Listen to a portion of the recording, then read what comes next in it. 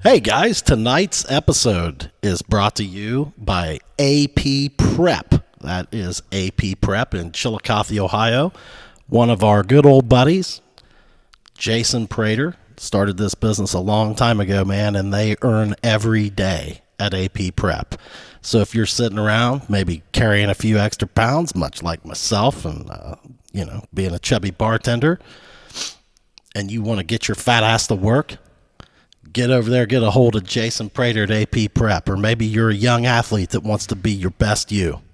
Earn the day at AP Prep. This episode is also brought to you by Gillum Insurance, specializing in life, farm, auto, home, and commercial insurance. Give them a call at 740-395-0357 for a quote today. If you want to get treated right, save a little money, and make sure your stuff is covered properly, Gillum Insurance is Chubby Bartender endorsed. This episode is brought to you by your locally owned and operated McDonald's restaurants. They have been proudly serving Jackson and the surrounding area for over 40 years. Thank you to all of the communities that have supported us throughout the years. We truly appreciate your business. Get in there and try one of those apple fritters, man, and the other baked goods. The man's got it going on. The Chubby Bartenders is also brought to you by Geiger Brothers. Bringing value to the construction process is our main priority, the cornerstone of our reputation, and the mission of our business. A company-wide philosophy focused on collaboration and teamwork, delivering excellence to our clients' projects. With over 110 years of continuous service to Southern Ohio, Geiger Brothers embraces the challenges presented to us, and while steadfastly maintaining the core values that set us apart: commitment, knowledge, and innovation. Whether your project requires a design build or construction management delivery method, or simply requires Geiger Brothers to self-perform process piping, specialized code welding, heavy rigging, civil and structural work, or mechanical services, do not hesitate to call them at 740-286-0800. Geiger Brothers, ladies and gentlemen. Great guys. Chubby Bartender endorsed. Well, I had torn rotator. You had to. Had no choice. It was. We live? Hey, look here, buddy. Ooh, got your own. Well, you know who got it for me? Huh. Our Ross? boy Josh Ross. Oh, left a little gift on my porch. Did he? With That's one what of he those did. packs that had matches and this Yeah. and two really good cigars. Yeah. Now, is this a common thing, or is it just a Christmas spirit? No, Ross is just in the spirit. Well, it's on this bourbon pyramid scheme that I'm involved in on Facebook. I've seen a lot of that. Hey, Ross got my son. He came up to us at the weigh-in for the Biggest Loser with Fat Massey. Yeah.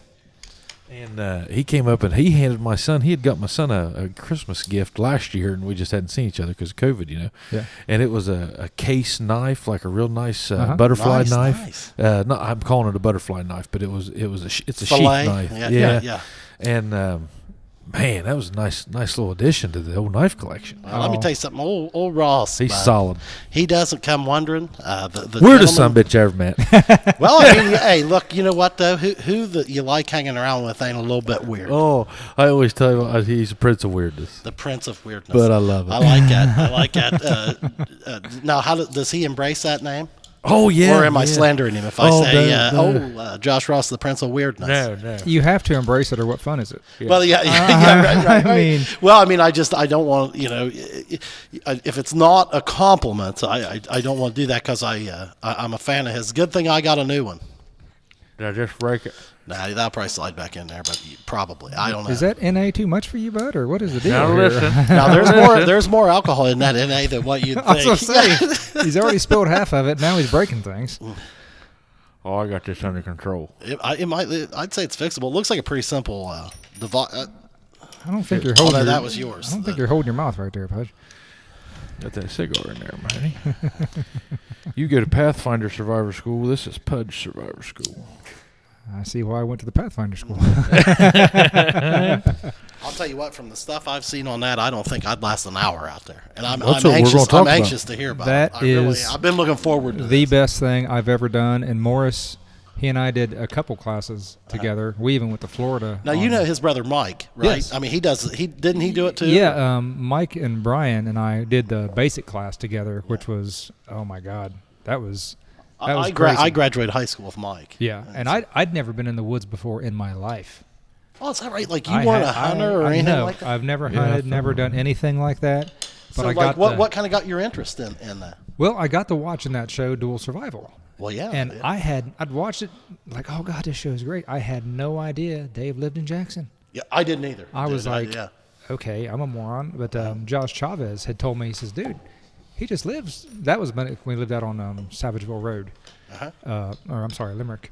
And I was like, oh, okay. And he says, all you got to do is get online. And I got online. Look, I always got classes. And I just accidentally, I guess, signed up for the same one that Brian was in. Had Josh done it too? Yes. Okay. Yeah, Josh did his classes. Back then it was just, I think, basic and advanced. And then I did the basic, the intermediate. I actually had to do the intermediate twice because the first one I had to leave early on, didn't get it complete. And then I went back. Well, I mean, we'll get into this deep, but I'm just curious, like how many of those does he run a year, man? Oh my goodness, he is. I would So say. y'all know. Fixter. I was looking. Good job, Pa. I'm proud of you, bud. You are the man. There is nothing you can't do. Take me on your next survival trip. He wants to know. Hey, when is the next course? yeah. I was told the 2021 classes are all up. So, and he has. It's not just survival classes that he does. He does a trapping class. Oh yeah. I mean, all kinds of stuff. Now, since you got into it, have you done any hunting since, or have you started doing some trapping or anything like that? I haven't done any hunting or any trapping. I think that is the neatest thing, but it's just with work and things like that. That's the one thing I've just never made time to do. Haven't been a priority. Yeah, Ross's matches failed. Don't take those old survival with you. Well, now mine are different than that. The ones and I'm very intrigued by this club that he's in. And I'm sorry, Matt. We're going to dive go into ahead. We haven't even started yet. But it comes in that Ziploc freshness bag called Good Cigar Company or something like that. And I've got to investigate that. Like, I think that they just surprise you with what they put in there. You know, I'm not certain. I'm not certain that they that you get to order, but I'm intrigued by it because, I mean, man, he gave me one of those Ziplocs last night. It's got a V cutter in it. It had matches. I was tickled death with it. Had a little thing I could throw in my humidor. I mean, man, it was. That was first. It was first rate. Yeah. He gave me that, man. He gave me a bottle of George Dickel that's Tennessee whiskey. That is the Ross boys' go-to whiskey, and it has been. Their dad and their uncle used to drink a lot of that. Well, stuff. they must be members of the Dickel Water Conservation Society of Tennessee whiskey drinkers. It's a very solid brand, man. Very good. You know what? It used to. I thought it back in school. I thought it was the harsh stuff. I was like, it's like old granddad or something. No. And no, it's good stuff. Yeah, well, and the one he got me was a cut above their usual, man. I cannot wait to break the seal on that. I'm going to save it a little bit. Give me a minute. You're going to have to give me a minute. I got to get that Sunday out of my. Oh yeah, that's fine. You know what? I'll wait on you. Matthews got us. Jeff Matthews was in on Sunday. Got us all cranked up. Oh my gosh! Well, he showed up with a bottle of Booker, and so did Chad. Well, I didn't know that he was bringing something, right? So I had gone out. I mean, I just bought some bottle of just. I'd never tried it for Big House. Yeah, it was an offering by the same distillery that does Buffalo Trace and stuff, and I'd never tried it before, and I was like, that sounds good. We'll give old Matthews. We'll let him try this. They're gonna bother you, Matt. And then he shows up with a bottle of Booker's, man. That one of his clients got him. Now he had probably drank a glass or two out of it, but we commenced to empty that bottle. and I believe, if I'm not mistaken, I believe it was 100 proof. Oh man, I don't know. And then we got all the way through the big house. I haven't even looked at it. I don't even want to look at it. We got. Oh my Lord! Look at that. See, we took it down to Big House is what it's called. Yeah, it's good. We drank. So three of us drank 2 fifths. That's just ridiculous. Especially at our age. Yeah. And I have a feeling that Matthews drank the least. I guarantee you. I guarantee. Now he won't like hearing that. He won't like to hear that because now listen. I'm not calling him soft. I'm not saying he went soft. But I'm saying that you and I really enjoyed it. Oh, wow, too much. And I think that's the most I've ever seen you enjoy bourbon. I mean, that's more glasses than what you're normally used to having. Yeah. Ever. Yeah. I like Jack, but mainly I'm drinking straight. Just isn't for me. I got to mix it with something. Do you like to put it like with Coke or something like that? Something like that. I mean, like I said, you tried water? No, I haven't actually. That's what, what we're a big endorser of ice, and then a splash of water. It kind of mellows it out. Uh-huh. And I got no problem with a Jack and Coke, or I like Jim Beam and Coke or Diet Coke actually. But the thing is, man, to me, the advantage of bourbon is you don't get so bloated with all the fizzy drink, and that kind of defeats the purpose if I'm putting the soda in there. But man, I'll tell you, I got on this water kick with it. I mean, whiskey and water. Yeah. Well, this is one of your topics one time about beer, and I can drink beer, but it feels like I have to force myself to drink it because I feel like I'm getting to. Well, you do, man. Like the problem is, like, if let's say you're trying to eat, and drink a beer. Next thing you know, man, it's like okay, man, I can do one or the other. Yeah. I mean, that's the way I am. Like it's one or the other. And sure, you don't want one of these Black and Milds at least? I'm good, bro. You ever had one? Okay. I don't need one, but I don't smoke. My Lord, why are we bringing all these daggone, as Jimmy Dan called them, aristocrats on here? You know? Well, it's actually a good influence for us. Oh, it should be, dude. I'm telling you what. Now, tell me that's not the best shape of cigar you've had. That little skinny thing. And I've noted now. Is it supposed to pull hard? Oh yeah, it's a smaller tube. Yeah, right? yeah. And so it'll last longer probably for me. Well, yes and no. I mean, depending on how you smoke it. If you're drawing it hard, it'll respond to you. Yeah. I really like it. It's a comfortable cigar. That's what I like about them. They're kind of hard to find, but there's another offering that's even longer than this one and a little bit more narrow by Ramon Bueso, and I'll get those for you. Now, see, something like that is going to burn a little slower, but it also a little harsher. Yeah. This one is nowhere. I had one. Well, I mean, you think about it, man. You're not taking in as much smoke, right? Mm-hmm. I mean, you're having to hit it harder. I like that one. I kind of like these. I like that shape. I do too. This is the piston. You know, you've had the big flathead. This is the flathead piston. You've had the 660. This is the 642 piston. Yeah. Did not know there was that much information in cigars. Oh, well, dude, I'm kind of a geek on it, man. I spend way too much time with that kind of crap. I never did like them. Like I never did. I was like you know, guys that hand them to me for kids, you know, having a baby or something. I did these Swisher Sweets back in the day. I ain't gonna lie. I think everybody did. I never did the Swishers, and it never stuck with me. But I did, you know. So it didn't me either, man. And I went years. You know, and then like somebody would have, hey man, try one of these cigars. We'd be on the golf course or something, and I'd be like, ooh, no, I kind of, the first couple you're like, no, I liked it. I was like, wait a minute, man, I've never had a cigar where I got cut the end off of it. I've always had it with a tip on it, or it's already got the hole in it. Ready to go. Which means I guess I'd never really smoked a real cigar, you know. Yeah. So then I started doing that, you know, and I was like, man, this. Now you're better at it than I am. I don't know anything about them. You know this craft. Well, dude, the only reason I know about it is because I've been doing it now for a good while. Yeah, I tried to get into it and just it would leave me real quick. And man, dude, I'll tell you, this is it's a tough thing. It's embarrassing probably to say, but like I mean, this is something to me. Like I would say it's almost become a passion. Like it's like a hobby, no different than collecting baseball cards, or something. Like you get to know how much a baseball card is worth. It's got a really nice taste too. Yeah, these are good, dude. Oh yeah, they're hard to find. I mean, but now what's one of them run? There's nothing. I mean, I don't know. Like if you went in a store and we're going to buy one of them, it might be $10. $8, $10. It seems like a lot. Well, dude, not really. I mean, I got 20 of them for about $48. Oh, okay. So you got so shot see that's for why that price. that's why I go. That's why I like to do it online. Yeah, like that.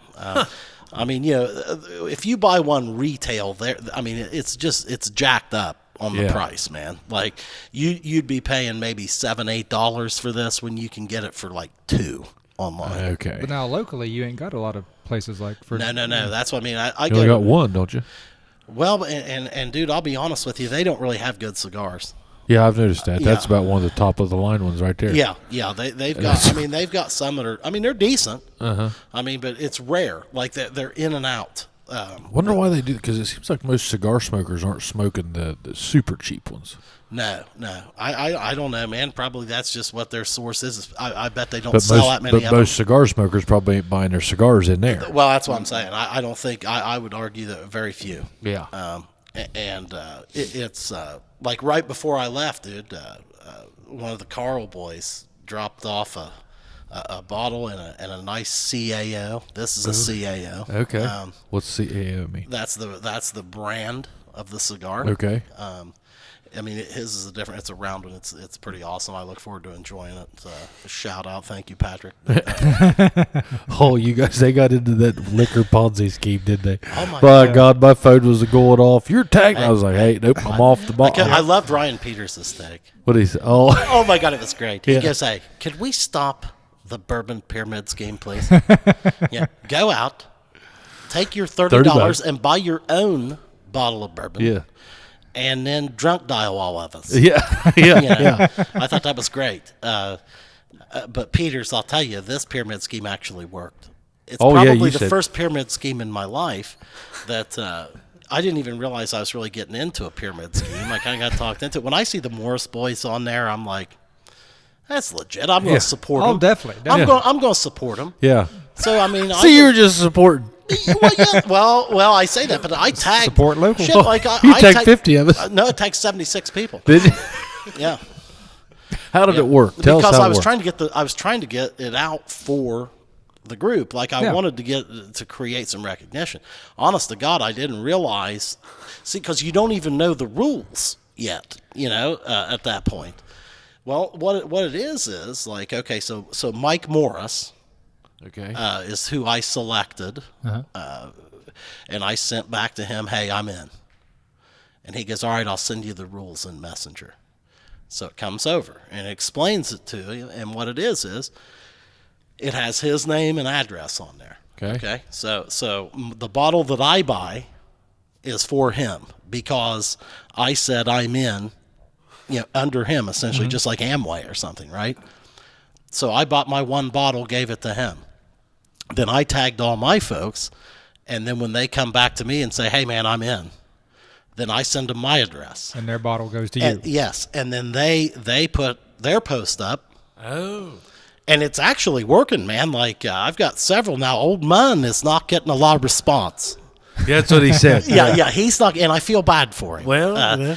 But I gladly accepted the bottle that he gave me last night. I was excited about it. But How many bottles have you got? Well, you said you had 29 well, right coming, now, didn't you? well, yeah, I'm sitting at 5 right now. But as far as commitments, man, I mean, like, and guys, if you're committed to me, don't worry about it. I mean, because I kind of feel like a dirtbag, to be honest with you. And you only pay for one. Yeah, dude, I bought one bottle, dude. Damn. And now one thing, I bought a damn nice bottle for Mike, but I'll tell you, man, if I had any inclination as to what I was getting into or starting, I don't know that I could have done it because I don't feel good about it. Okay. You know what I mean? Like, too many. Well, no, it just like I kind of feel bad. Like I feel like if somebody, this is something I figured out. Okay. Like back during the early COVID, we did that cigar and dash thing. Yeah. Okay. Where you'd get a guy a bottle of bourbon And a cigar. and like they'd put their address up there. And I probably got 5 or 6 different people I tried to hook up. Yep. And I really enjoy that part of it. Uh-huh. What I was, I guess, unprepared for, and what I figured out about myself is, I feel tremendously guilty if somebody buys me a bottle of bourbon And you don't buy them all and back. I'm not getting them anything. Yeah. Yeah. Yeah, I But can see but that. I mean that's the nature of the pyramid scheme. I mean that's what this is about. What they do then is they repost it, and they don't just get one bottle from me. They get Multiple. 5 bottles or 10 bottles. And do you have to order from a certain site? No, you Or- can. Like that's the thing. Like I put a lot of guys on mine, guys that live in other states. you Yeah. know? And one of my buddies from Florida called me. He's like, "Hey, dude, can I just Venmo you $30? I'm like, my God, no, dude. I'm not trying to hook you into this. I don't give a shit. Next time we see you, man, let's spill a bottle of bourbon. He goes, well, I mean, I'm not trying to play cheap. I mean, I'll shoot you one, but the shipping on that. I'm like, well, hey, man, I mean, whatever you want to do. Yeah. Whatever you want to do, brother. He goes, well, I've got your Venmo, so it's coming, dude. I mean, whether you like it or not. I go, well, I'd rather you not do that, dude. It's not about the money. Dude. Yeah, it's about the... and that's what I mean. Like, I've started to feel like a dirtbag. Well, but see... Like, I got all these guys, and like, first of all, I was in Sandusky the night that it happened. And my son calls me hysterical. Okay, my wife's trying to settle my kids down. We got guys dropping off bottles of bourbon on our porch, and it scared the hell out of them. Scared the hell out of them. I mean, hey, you got beautiful. Hey, Aaron Arms, thank you, sir. What's for the that? Jeffersons. Ooh. Have you ever had a Jefferson? Nope. Oh God, it's the smoothest shit. Ain't going to. I know you're not going to tonight, but Was it that bad, Pudge? It was bad. well, no, I think you enjoyed drinking it. You just didn't like the effect. He kind of lost some time, I think. Oh, okay. It's hard to make that time up once it's gone. That whiskey, boy, it's got a. That's why I'm on these NAs, and you know what? This ain't bad. No, that's good stuff. I went through a good phase of that, man. Yeah. That and the I would Bud drink Zeros. that again. Yeah, I don't think it's this bad is at all. okay. I can. I might do this from now on. But boy, that whiskey sneaks up on you, son. Ooh, man, sneaks Well, up what's on funny is whiskey.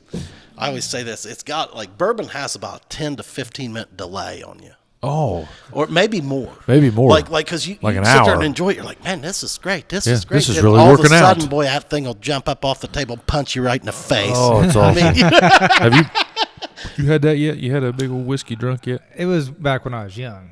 But yeah, I like 17 shots of Jim Beam, one after another. Oh, And yeah. I actually... Did you ever do a power hour back whenever you was young? No. I did. I think it was me and Craig Byler, and done all that. Kevin Workman. I think. Maybe. Well, I'll tell you what, man. I didn't drink any kind of whiskey for several years due to Jack Daniels and Jim Beam. Really? Well, because like in college, that was just kind of, it was a shot thing. Yeah. You know, and you would do way too many of them. Yeah. And then it really tasted like shit when you threw it up.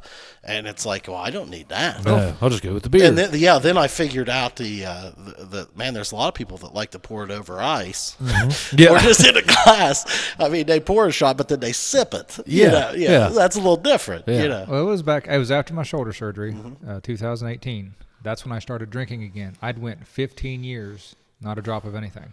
Wow, I dude. just, because my son was born, I was like, all right, Yep. stop. Don't have time for that. I don't have Yep. time for that. And getting older and these pains and stuff, I didn't want to be, a leave PM every night. Yeah. And a lot of people were shocked when I'd say, I have a shot every night. And they're like, why? I was like, because I sleep so much better. Oh, yeah. Do you really? You're not the only guy I've heard say that, man. I mean, there are so many people out there that'll have like a neat glass of whiskey or Yes. Oh, I know a lot of those one guys, yeah. dram a night, just one I don't drink. like pills. And Yeah. my sister-in-law, she's given me a couple of different whiskeys. She's in Virginia right now, and she brought me this one thing, Ironclad. It's like 96 proof. It's really good. Maple flavor, stuff like that. But You like the flavored whiskeys? yeah, kind of. And I do notice, like I say, if I feel a cold coming on or Oh, something, yeah. whatever, buddy, I'll take a shot of So whiskey. I told Tyler we was talking about the COVID earlier. Grandpa's old cough Put alcohol medicine. Yeah. on it, yes. And a lot of those old remedies, people, that does it really does. You Yeah. go Oh, yeah. sleep better. Well, like, I don't know if you guys have ever heard of a drink called a hot toddy. Yes. Oh yeah. Yes. Okay, like that initially started as like an herbal or old-fashioned remedy, and now Yes. people drink that all the time. It's just basically heated up water, honey, and either scotch, bourbon, or some kind of whiskey. Oh, it sounds healthy. I mean, yeah. It is. I Yeah, bet. very soothing. Yeah. Yeah, very. yeah. Well, I You used got to that drink. 2 to 3 drops of honey in it. You know. Well, there was. I think it's honey and tea I used to drink whenever I was singing, and I'd get a little sore throat. I'd drink honey and tea. Well, honey's nature's superfood. I mean, it really is. I eat Oh it yeah, every day. yeah. And, I eat it every day. oh yeah. Oh God. Yeah. Blended. Yeah. Not single malt. Yeah. So, man, we brought you on here. I want to talk about the Pathfinder Survival School because one of our, I think it was Morris, was telling us, our good friend Brian Morris there, that you are like one of the highest most highly qualified, or you went through the highest levels of schooling. And I knew that you guys were into this, and I've always asked you and pestered you about what to do, and I'm all into that outdoorsy stuff. And and we're wanting to hear. Yeah, all I want about to know. this. I want to hear Do you want to start from scratch, like how you heard about this? We're not letting. That's not his choice, Chad. We're telling him. Yeah. Tell us, like, okay, from something crossed your mind. You're like, okay, man, this is cool. Okay. So why Dave Canterbury? Because you weren't into why that. this? Why then? You weren't really into that. You've been you're not an outdoorsman. Like I said before, I started watching that show, Dual Survival. I'd never been in the woods, never hunted, didn't have a clue. Well, actually, hang on a minute. Before we talk about the Pathfinder School, let's talk about even before that. Whenever Matt Mahoney goes down and fights in the Tough Man competition. No, it wasn't Tough Man. It was a cage fight. Cage fight. That's MMA. right. It was whenever MMA was first introduced. Okay, basically. so what you're telling us, you're touch crazy then. Well, yeah, because after that, then I went and got my pilot's license. Oh my God! This guy, international man of mystery. Another Jason Bourne. We got another Jason Bourne on here. I went through a phase when I'd get bored with something. I need to do something. And the fighting came first. That's when UFC, come out. Just came out. And me and Ryan Perry. How many years ago are we talking here, man? I did that fight. I was 32. I'm 45 now. So. Okay, so it's been a minute. Yeah, and I made a mistake of getting into it a little too late in the game. But anyway. Okay.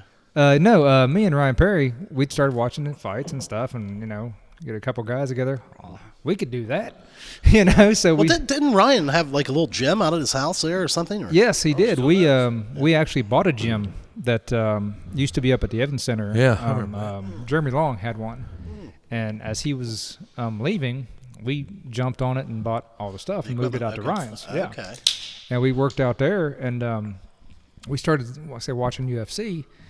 And started seeing their workouts that they did. Well, let's start doing that. And it's like, if we're going to do that, we got the videos and stuff like that. And then we actually started going to a couple UFC fighters' schools, George Dragel in Cincinnati. We went to his, so we went to a couple places like that. We weren't members, but we just went here and there and we practiced on our own. And they were teaching like some MMA techniques, or was there a it was specific just martial art they were working on? It was whatever you asked for. And jiu-jitsu was what I'd asked for at the time. We went to Sam Jones down in Gloucester for boxing. We started off with boxing. And when we started doing that, we met a guy there who was an MMA guy. And it was like, wow, okay, well, let's... Did you ever meet a guy over there named Fouché?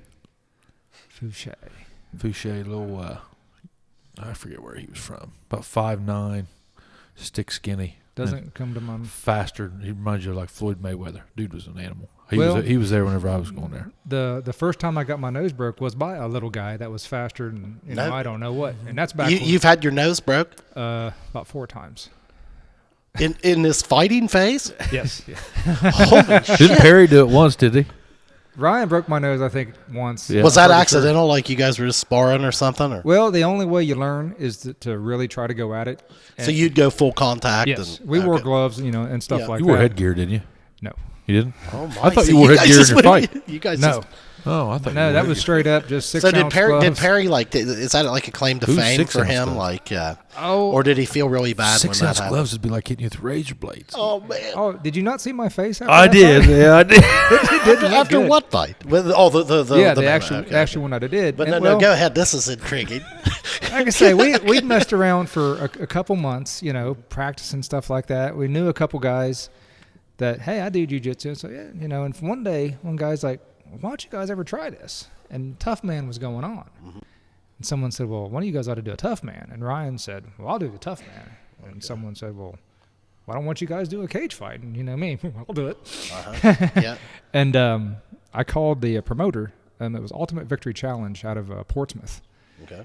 And I called him like a week before the fight because I heard he was taking on newcomers that and I was a novice, I'd never been in a fight in my life.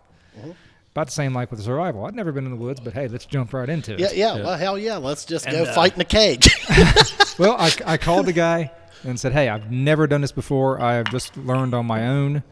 And he said, well, I'm sorry, dude. The fight's full. I'll get you in on the next one. Sure, no problem. He called me like, a couple days before the fight. Hey, I had a guy drop out. Do you want it? I'll take her. He says, I don't know anything about the guy you're fighting. I said, okay, whatever. But a couple guys around here. That could be a red flag. Yeah. Well, Holzapfel told me. He said, do you know about this guy you're fighting? I said, no. He says, dude, he's currently the Wilmington wrestling coach. He's a 2-time All-American. Oh, I was like, I ain't going to wrestle this guy. Yeah. Because I liked brawling. That's what You're I liked. right. You were going to wrestle that I guy. wasn't going to wrestling. And I was like, sure, I'll do it. You know. And, Now, does that mean like you didn't want to go to the floor? Like you didn't want to have the floor game? I never wanted to wrestle a wrestler. Yeah, And I was right. always told, box a brawler, brawl a boxer, and all this different things. Yeah, yeah. And when we were practicing, Ryan was much better at stand up than I was. Mm-hmm. I was good on the ground. Mm-hmm. But I thought, I was like, I want to trade with this guy. Yeah. And he'd beaten Now, everybody. how many fights had he had? Oh, he was undefeated. He was actually going on. He was making a career out of this. Oh my! And I don't know how many fights he had, but like I said, It wasn't his first one. No. Well, man, that's got to be a huge disadvantage when you're having your first How fight. old was he? You're 32. How old was he? He was middle 20s, maybe. Like I say, and just solid as a rock. Like I say, he was a wrestler. Yeah. But he'd beaten. Well, and he'd had some experience. He'd beaten everybody in under a minute. Oh shit! But he was, anyway. Yeah. I was so scared to death. I was like, yeah, sure, I'll do this. I got there, and they called me. Well, first of all, we're back in the locker room, and the ref pulls all the fighters in. He's like, all right, if you're going to tap, I don't want no one, barely faking and saying I didn't tap, Yeah. So I had that stuck in my head. And as I'm waiting to have my name called for my turn, these guys are in the back warming up, punching brick walls. Oh my! I looked around. I'm like, dude, what am I doing? Oh, He was like, nah, never mind. I'm here. I'm going to do it. Let's so Tell you my what, dude, my that time takes to some call. stones. That takes some stones, dude. Well, there was like 4 fights before mine. It was my fight, then the main event.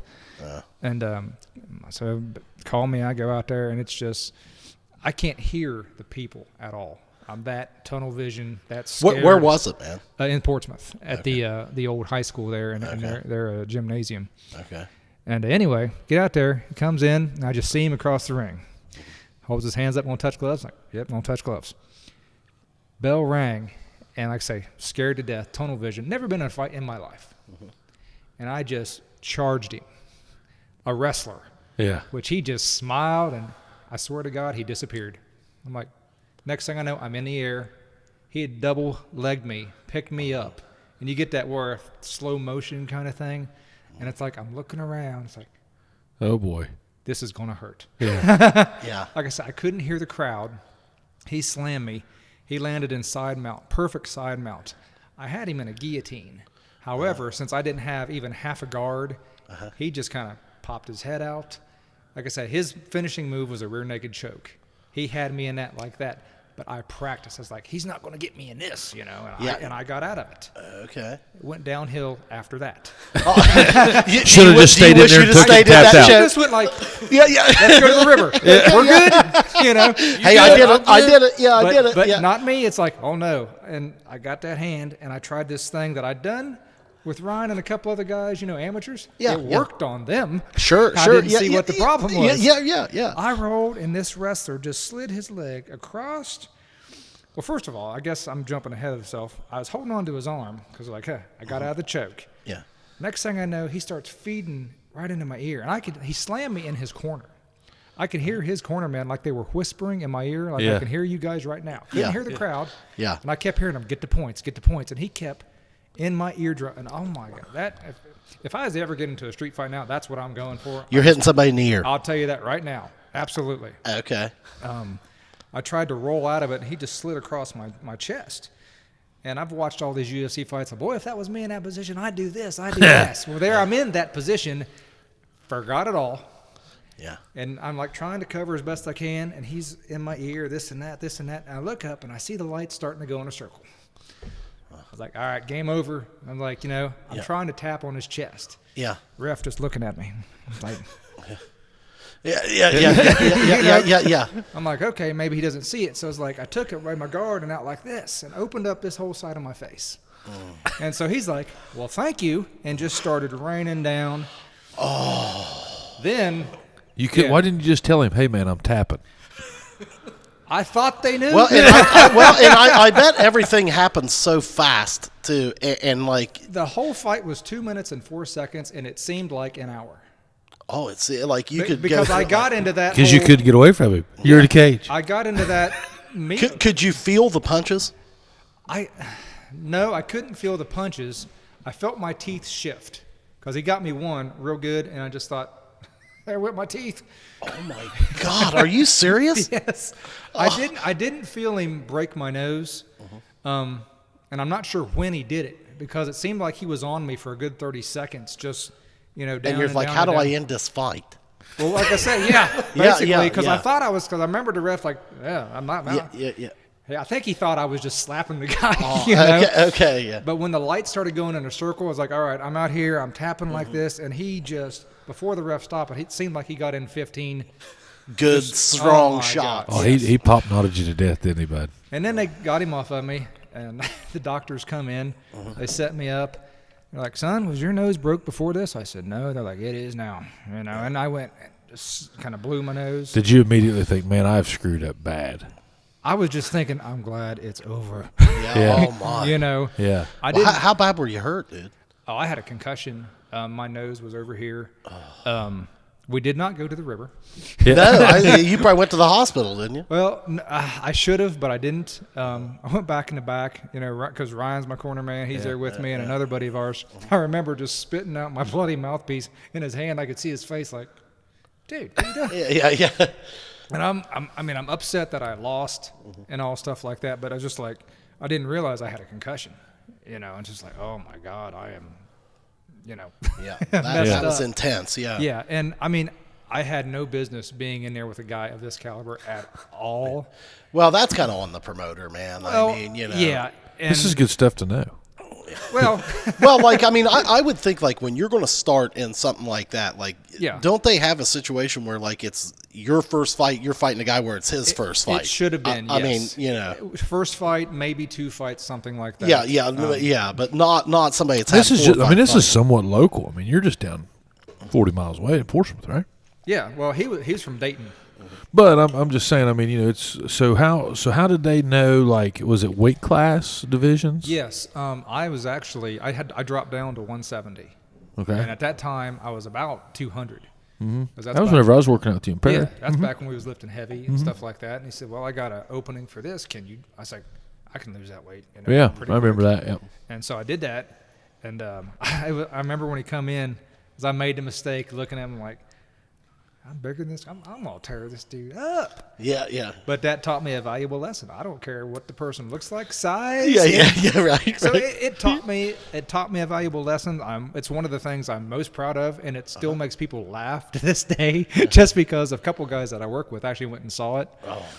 And they thought it was funny. So, well, I mean, it was probably not funny so much as like I bet they got kind of nervous. I mean, well.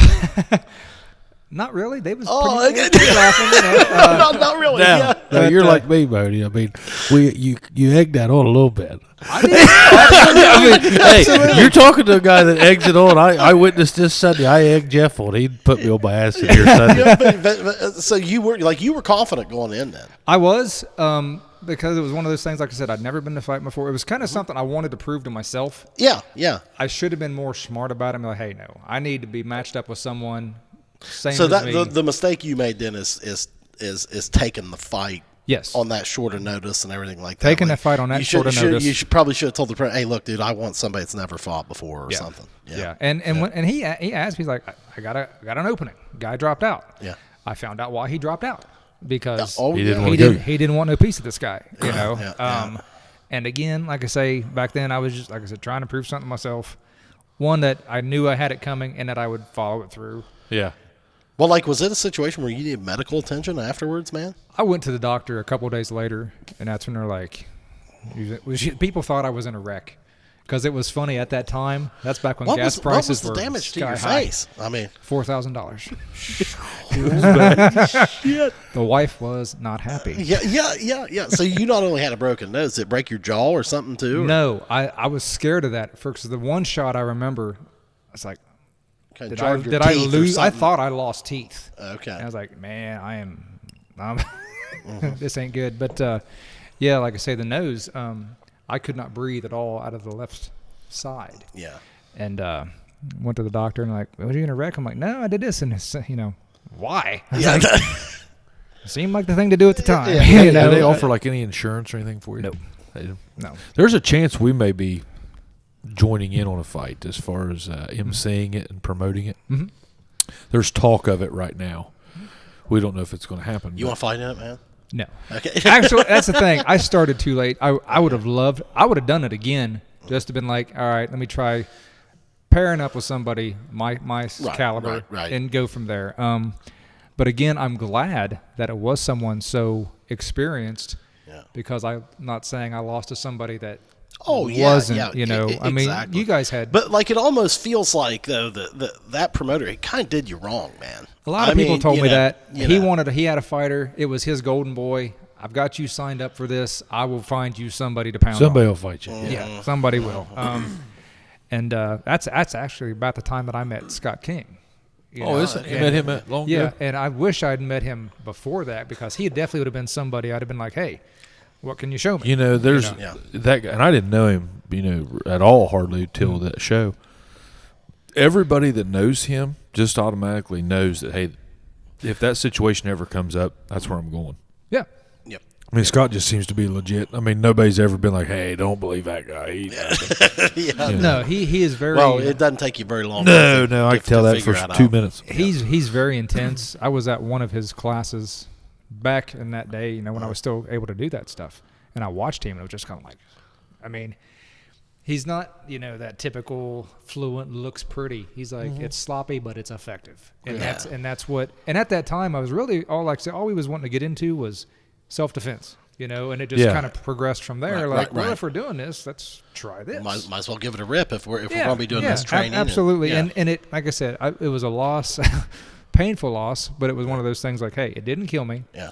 If I was to ever have to defend myself, I feel confident that I could. Oh yeah, man. Because I've never claimed to be, Billy Badass or anything. Well, like yeah, that. but I mean, okay, dudes making fun of you, man. That's not really very cool because it's kind of like, hey, man, how would you have done against that? Against that unit? And I've always got that. I was like, well, would you have done it?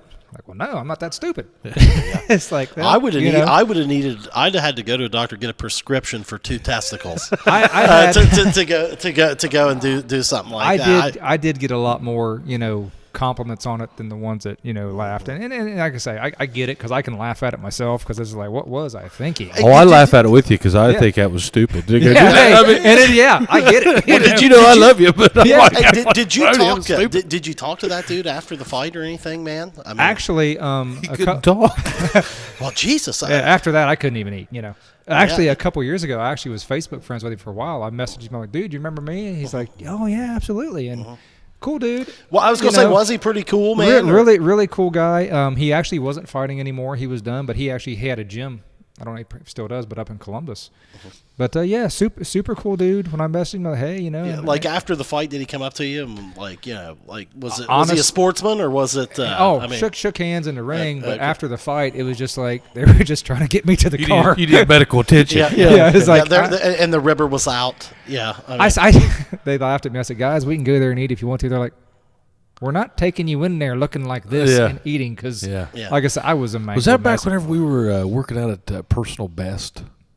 It was right after. It was right after. That's a blast from the past. Where was that? Where Morris's office was originally over there across from our calls. Yeah, that's right. Yeah. Who had that? Rich Arthur. Yeah, that's right. Yeah. Okay, yeah. I remember that. I remember when I first turned 21. Me, you, and Perry went to the pub or something one night. And you guys made me eat X amount of grams of protein. I had to get chicken tenders or something. Yeah. Now, are you and Perry still working out some a little bit, like in the gym? Well, Ryan and I haven't worked out together in a couple years. I got into CrossFit over there with Thad Haynes. Oh, yeah. And I fell in love with it. I really did. but that's also where I got a lot of my shoulder issues, those movements and stuff. So it kind of changed what I was kind of into, and it's just like, I needed a break kind of from working out because it's like after so long, it's like I kind of hit that wall of like, what am I You doing? guys hit it really hard. We did things that we weren't even, because we were doing, like I say, those fighter workouts. Yeah. It's like, we don't have a fight coming up. Why are we working out Yeah, so you guys, hard? you guys kind of started off sparring with each How other. many years did you guys do that, man? Or 5. Oh, yeah, I'd say about 5 years. And you kept up that intensity as far as the Yes. workouts? Man, and they're- for a long time, those two were hard. And then at would it. you two like spar each other a good Oh, bit? yeah. Oh, yeah. Yeah. Okay. Well, like I say, Ryan was much better at stand-up.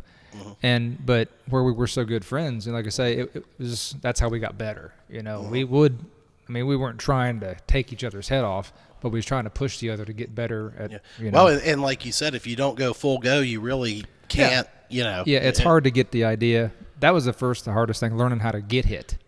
Yeah, I'd say. Because you're always flinching and stuff like that, and eventually you learn to just, take it. Well, the one thing I've always wondered, when you're in a fight like that, like an organized fight, and you go out and do that, like the thing I've always been curious about is like, can you like feel the punches, or are you so like focused on what's going on that like, it just all of a sudden next thing you know you're seeing stars. In the fight that I did, my adrenaline was the highest it had ever been. I didn't feel anything. That's what like I say, when I was tapping, it was because you things started were going, seeing like yeah. Your like, body okay, was telling you. My to body do it. was telling me you're done. I didn't feel it till about like an hour it wasn't after. like, man, this is really painful.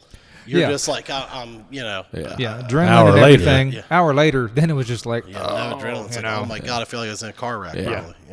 And like I said, after that, I wanted to do another one, but my wife said no. Yeah. Like, well, I'd like to try to prove that I should. Well, no. she's probably like, hey, look, dude, you proved enough. Man. Yeah. And like I say, that was the thing. I wanted to say that I'd done one. I'd never been in a fight. What better way to see if you can actually Oh my God! go through with wow. it. Hey, just dive into the deep end with sharks. Yeah, a little But him shark. and Perry was always like that, though. Yeah. You guys took me to my first Arnold Classic. Oh yes. Did you ever get Doug Wooten out there and roll around on the mat with him a you little did. bit? I made Doug tap.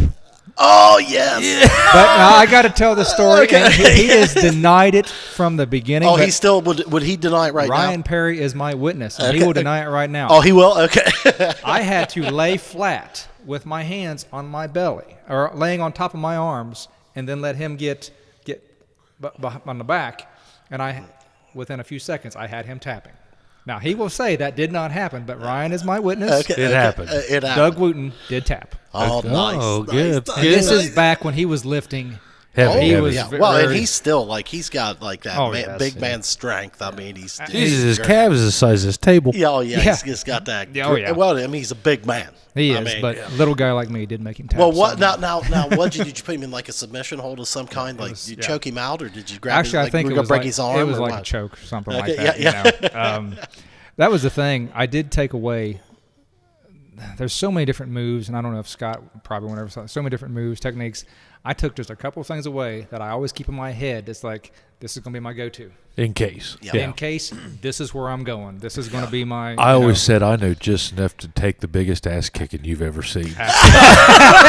I know just enough to probably provoke a bad man. I don't even want to think about it. Like I say, I might lose, Yeah. but I'm going to make you not want to come back. Yeah. You know? Well, that Scott, just joking around, took hold of my arm like that, dude. And if he'd have wanted to, I'd have been laid flat out on the deck within literally 2 seconds.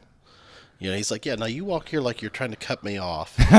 Yeah. And he suddenly grabs my arm and throws me into a clothesline, which he stopped me Yes. by momentum, or I'd have been my head would have hit first. Yeah. On the back. Oh, yeah. I never got to spar with Scott. I would have loved to, just because what he knows is on such a, military training and all stuff like that. I mean, he is legit. He knows his stuff. Yeah. And the Krav Maga, I've never been to one of his classes, basically because I'd like to get back into it, but it's like, I don't want to take a chance of popping something, hurting something. Because You don't want to go through shoulder surgery again. How old are you now, absolutely. buddy? You're 45. I'll say you're a couple years younger. He's So, and that stuff can happen that fast. Even with now Scott's 58, he said.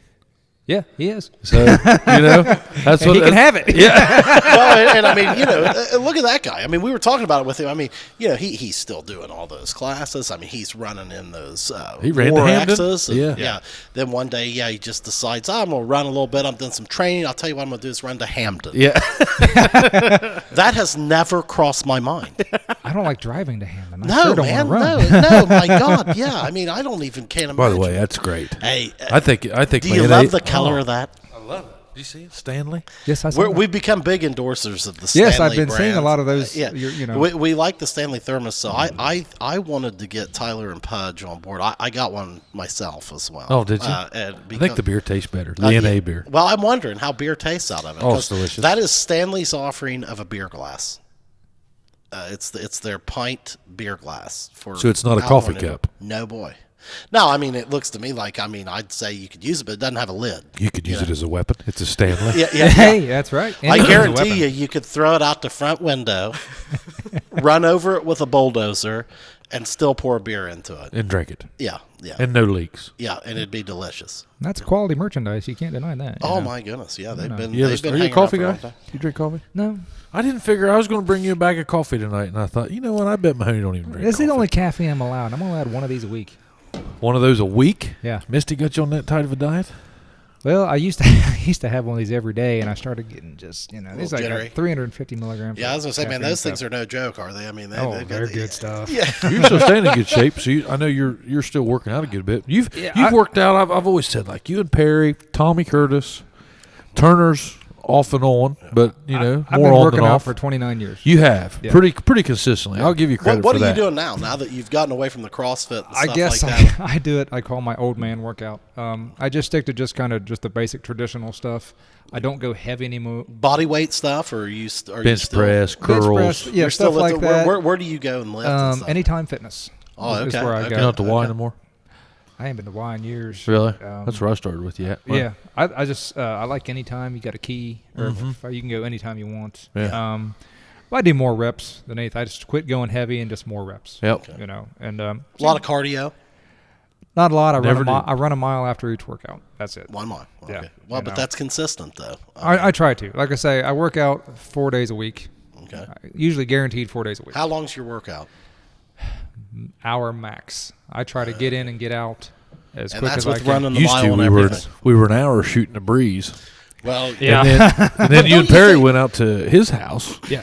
And he built that gym out there at Yes. his place, and then you guys were like the 3:30 crew. You guys would go Yeah. right after. I think you Yeah, were right after work, we got Was you on trash truck in? Yes. Yeah. So you was off at 2 or 3 or we got something. off at 2, and we was able to knock it out. And it was he and I religiously. We had some people come and go. Some I was people, part of that. Yeah. Some people didn't like our workouts at the time. Jeremy- Now, Jeremy was that Sturgill was one of pretty intense? Yes. And how many hours? Like, was that like 2 hour workouts? No, or- it was. So they'd be done by 5. Oh, okay. yeah. It was still. It was circuit workouts. We'd like line up, say like 10 different stations, and you do like say so many reps at each station. Once you get through it, start over.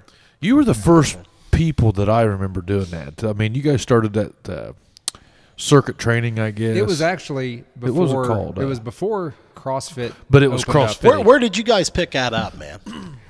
The fighters that we met at the Arnold Classic. That's what they were doing. We would Okay. say, hey, what kind of workouts do you recommend for people? Hey, we're not fighters, but we like your guys' workouts. What do you recommend for agility, strength, speed? And we'd just go up there every year, and they'd say, do this, do this. So we'd go back. All right, your workout. Let's do it. we go. You know. Yeah. Okay. And we thought, that's pretty cool because It was a break from the weights. yes, Well, and you guys were probably getting results from it too, right? You felt good. I mean, it felt good, stronger. Endurance was really good, and things like that. Like I said, it was something different from the traditional. All right, you do bench, you do this. and you so you've slowed it back down now, though. I'm back to basically where I started out originally, as far as like, I'm just doing the traditional stuff. Like I say, the cardio is not what I used to do, but I still keep a little because I just can't let go of it. Like I say, I've worked out too long to just. Well, I stop mean, I on would think everything. that amount of cardio would probably serve its purpose for what you're looking for right now. For man. what I I'm mean, looking for right now, definitely. I mean, it's not like you're training for something. That's right. I don't need to be This- able to this go is like so many health rounds. focused, Yes, I it's just. I'm a true believer. A body in motion. Mm-hmm. You come stop. Hard to hit a moving target, man. Yeah, absolutely. Yeah. I wanted to age gracefully. Always have. My son, he's 18. He's bigger than me, stronger than me. Big old boy. I can still take him. But, I always wanted to be able to do anything with him he wanted to do. Sure. And That's what fired me up this last time. yeah, it is because, when they're little and they're like, Daddy, let's go do this. You don't want to be like, I don't have the energy. It's like, you want to go? Well, Let's go. I find you don't want to be the guy. Like, I mean, right now, we got the young boys right now. Full of energy. The thing you gotta watch, I think, as a dad, is, man, you don't want to be the guy that says no too much. Mm-hmm. Yeah. Like, I mean, all right, when they're playing on the iPads all the time, everybody bitches about that. I've come to particularly with this pandemic and stuff like that, I've come to accept there's going to be a certain amount of time, screen time, that kids these days are going to have. It ain't going nowhere. Video games and stuff like that. But, like, man, when they ask you, hey, Dad, you want to go out and throw baseball? Better go. Or you want to go out and throw football? You know what? Now, those are the opportunities and dude, there's been times I've said no. Mm-hmm. But then that night when I'm going to sleep, I'm kind of like, and bad job, dude. Yeah. You will never get that time back. We were just talking about it before the show there, Ever. man. Like, Like I say, my son's 18. He was coming down the steps there. I'm looking at him, and, he's full beard. And I'm like, he's always going to be my little guy. Yeah. But it's like, Oh, yeah. Once he hit 10, he ran Where'd away that go? from that little boy. Yeah. Well, he Yes. did, man. Once he hit about 10, he just took off, didn't Yeah. he? Oh my Well, I mean, goodness. what's amazing, you think about it with Gibb, I think about it with Abram and Camille. Like, I mean, dude, they're 9 and 8 years old. You're halfway to empty nest. Well, I mean, Melissa and I were sitting around the other night, and I think I told you this, man. I mean, 10 years? Fly by. In 10 years, dude, God willing, I mean, we've got an empty nest, or I mean, they're starting their thing, and it's kind of like, wow. This is kind of why Mahoney's here. So this summer he comes in. I haven't told you this. I'll tell you now. Oh, no, hey, we're just gonna drop it on you. Yeah. Well, he comes into the bar. And I don't one know night. what it is He either. probably remembers this night. And he comes into the bar. And I could just tell my old buddy Mahoney was down. I could just tell. Brokenhearted. You know what I'm talking about. That's all I gotta say. Now he remembers. Brokenhearted. Now he I know remembers. exactly what it And he was down. And I thought, man, old Mahoney's down. And I went over. I said, "What's the matter with you, bud?" And you're like, "Bud, I'm an empty nester." And the boy had just moved out. Yeah, we just dropped him off to Wright State. Yeah. Day or two before, and it crushed. Well, it me. did. It did. Just flat out. And crushed me. I thought, well, so here I am. I'm a dad, and I'm like, man, that's what I got to go through. I'm like, and- so I was like, man, I got to get Mahoney a drink, and we got to get him somewhere. We got to get him, let's just have some fun. So I think we went over to comedy that night. That was the thing because Misty was upset too, but she's like, let's go to the comedy show. And I'm like, I don't want to go. Yeah, you didn't want to go. I didn't want to go. And Eddie Hughes come in, sit down. I'm like, Ed ain't got tickets. He's like, I got this. Yeah. And I was like, yeah, Pudge, take care. So I was just like, and I was just like, I don't want to go. I don't care. But that also was the night that comedian made fun of it. Oh, God, she roasted Eddie. We had her on the show. No, this was the midget. Oh, my God. Oh, that little. And she was up there. Eddie went to go she's pee. This tall, and Eddie, and I'll let she you tell is it. just slamming him because somebody's phone went off, and she already said in the show, "Hey, don't Turn your phones off, yeah. And by that time, Eddie get up because he's going to the bathroom. He's on his phone, and she just zeroed in on him. He's probably going, look at that big, he's taking selfies of himself, and was just like, he does take selfies. Yeah. Oh, yeah. It's like, oh, my God, she knows him. I went from, just wanting to just sit in the corner and cry to just like, I'm so glad I came out tonight. And, Mindy sat there with you, too. Yes. How long did it take you? You're probably not fully over it yet, man. Well, but it took... because, there's a part of you, like, the way I look at that, like, as I try to prepare myself for that, God, I just hope I'm alive, first of all. Second of all, it's like, our whole goal with what we're doing Is to when get them we're out raising there. them, it is to equip them with the skills. Take on the world. To be successful in doing that. So there's got to be a part of you that's like, well, I'm proud of him. Absolutely. And this is what it's all about. But then you're also sitting there like, well, what the hell am I supposed to do now? Yeah. Well, and that was the strangest thing because the day that we was taking him to school, I got up. I'm like, yep, get there, get everybody in the car, load up, let's go. And as the day went on, we're getting closer to finally. And you're thinking, man, I'm going to have to go turn the ignition on in that car and head back. I got to where I couldn't even speak. And I went to hug him goodbye, and I wanted to say all these things. I couldn't speak. Yeah.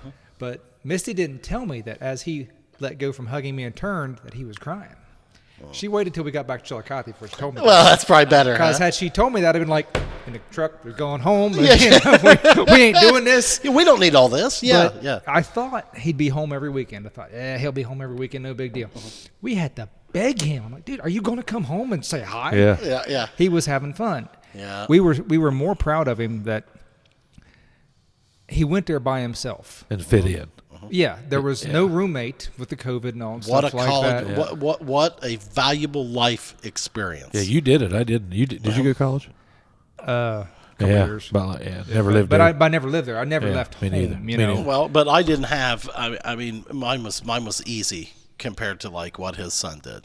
Knowing nobody there, knowing and I mean, what I'm saying is also like with this COVID thing going. I mean, they're almost promoting isolation. Absolutely. But yet you're trying to meet people because you've just come from home. You don't know anybody. And that was the thing that So- we were afraid of. Is like he's going there and he's by himself. Yeah, And we're like, yeah.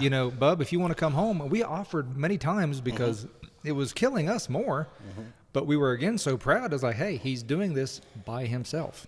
Well, and I'll tell you, like I said, I speculate. I don't know. But I haven't talked to him. But I would imagine that he's made some valuable things that he's thrown into the memory bank there. Oh, absolutely. As far as life experience. Yes. In doing that he'll gain a level of independence that, It like I say, the fact that he can go do something, because he called me one time. I was like, where you at? He's like, I'm eating. I'm like, oh, with anybody? He's like, no.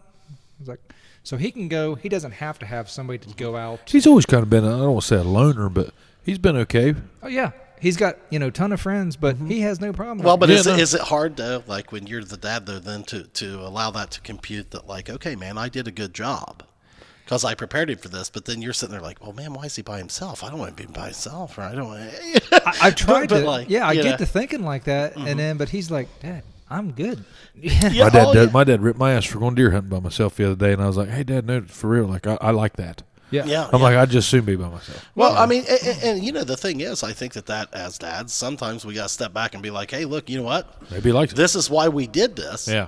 And I think we maybe not maybe gonna- do a good job. Yeah. We're not going to be around forever, and when that time comes, I do want him to be like, "Yep, I got this," Yeah, And it's, absolutely. because when he went to CLA up until 5th grade, we took him out of CLA and put him in public schools, and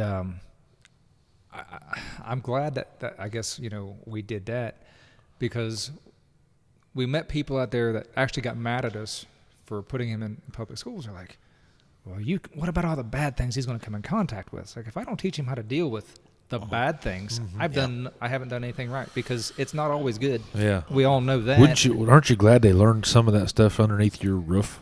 Yes. Well, I mean, and that's I think a good question. Yeah. Would you rather them learn it Under your Well, roof, under your right, supervision, right. or letting them digest it on their own. I mean, There you go. I was kind of thankful. I talked about it with Jeff. The show's not out yet, but will be by the time this one airs. And I talked about it with Jeff. I ran around with guys older than me all the time, and I kind of went through a lot of stuff early on in high school, which I'm glad I got it out of my system while I was under some supervision. Because if you'd have turned me loose with some of that knowledge at age 18 or flooded me with it at age 18, woo. Well, I mean, I think Absolutely. we talked about that contrast. I was a guy that was, I don't want to say I was sheltered, but like I was kind of like, the guy that was, I drank. I had. see, I probably didn't know. get my feet wet into a lot of that kind of stuff. And then I went to college and it was like, wow. Yeah. Yeah. I mean, Massey, we talked about it with Massey, yeah, too. Yeah. It's like, man, he and I had a very similar experience. Yeah, go to Like, we college, got there, lose it's your like- shit. Yeah, it's like, holy You shit, know? man. This Well, is like and- summer camp, man. I mean, And Misty and I have always tried to be, hey, we know what we was doing at that age. We're not going to be in denial and think, not my son.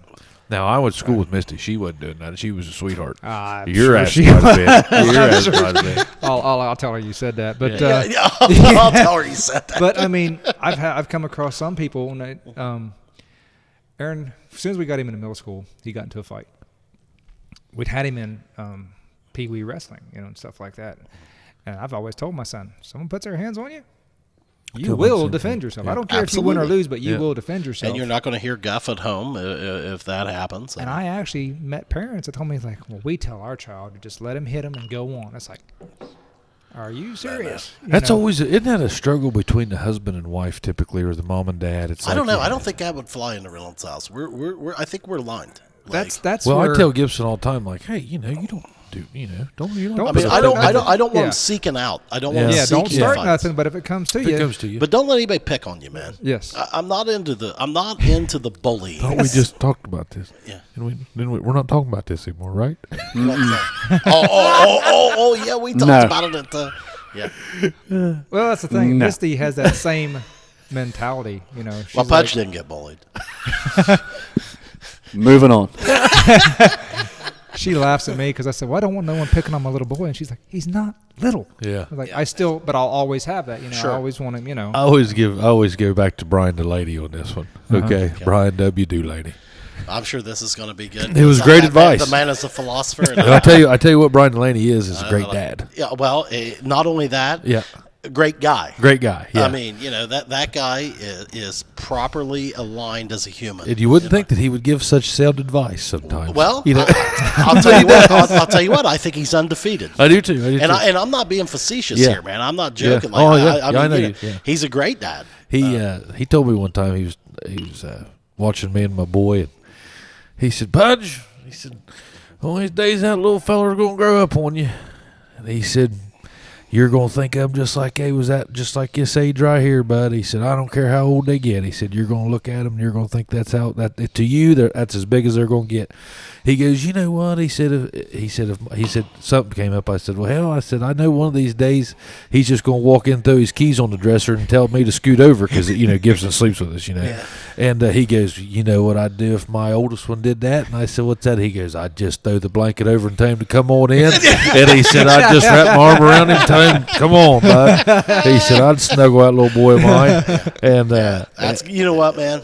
That's pretty solid. And that was pretty solid. I get a little bent out of shape about that too. Yeah. I mean, about 3/4 to 95% of the time, we don't get through an entire night without ever being in our bed. Well, I'll put it this way: I've never had an entire night in my bed without Gibson. Well, I don't know that we ever will. I mean, you figure about 16, maybe that'll. I figure you just go walk in, throw the keys on the dresser. That makes me feel better to hear that about Brian because, you know what? That's absolutely right. There'll be a day when we wish y'all do that.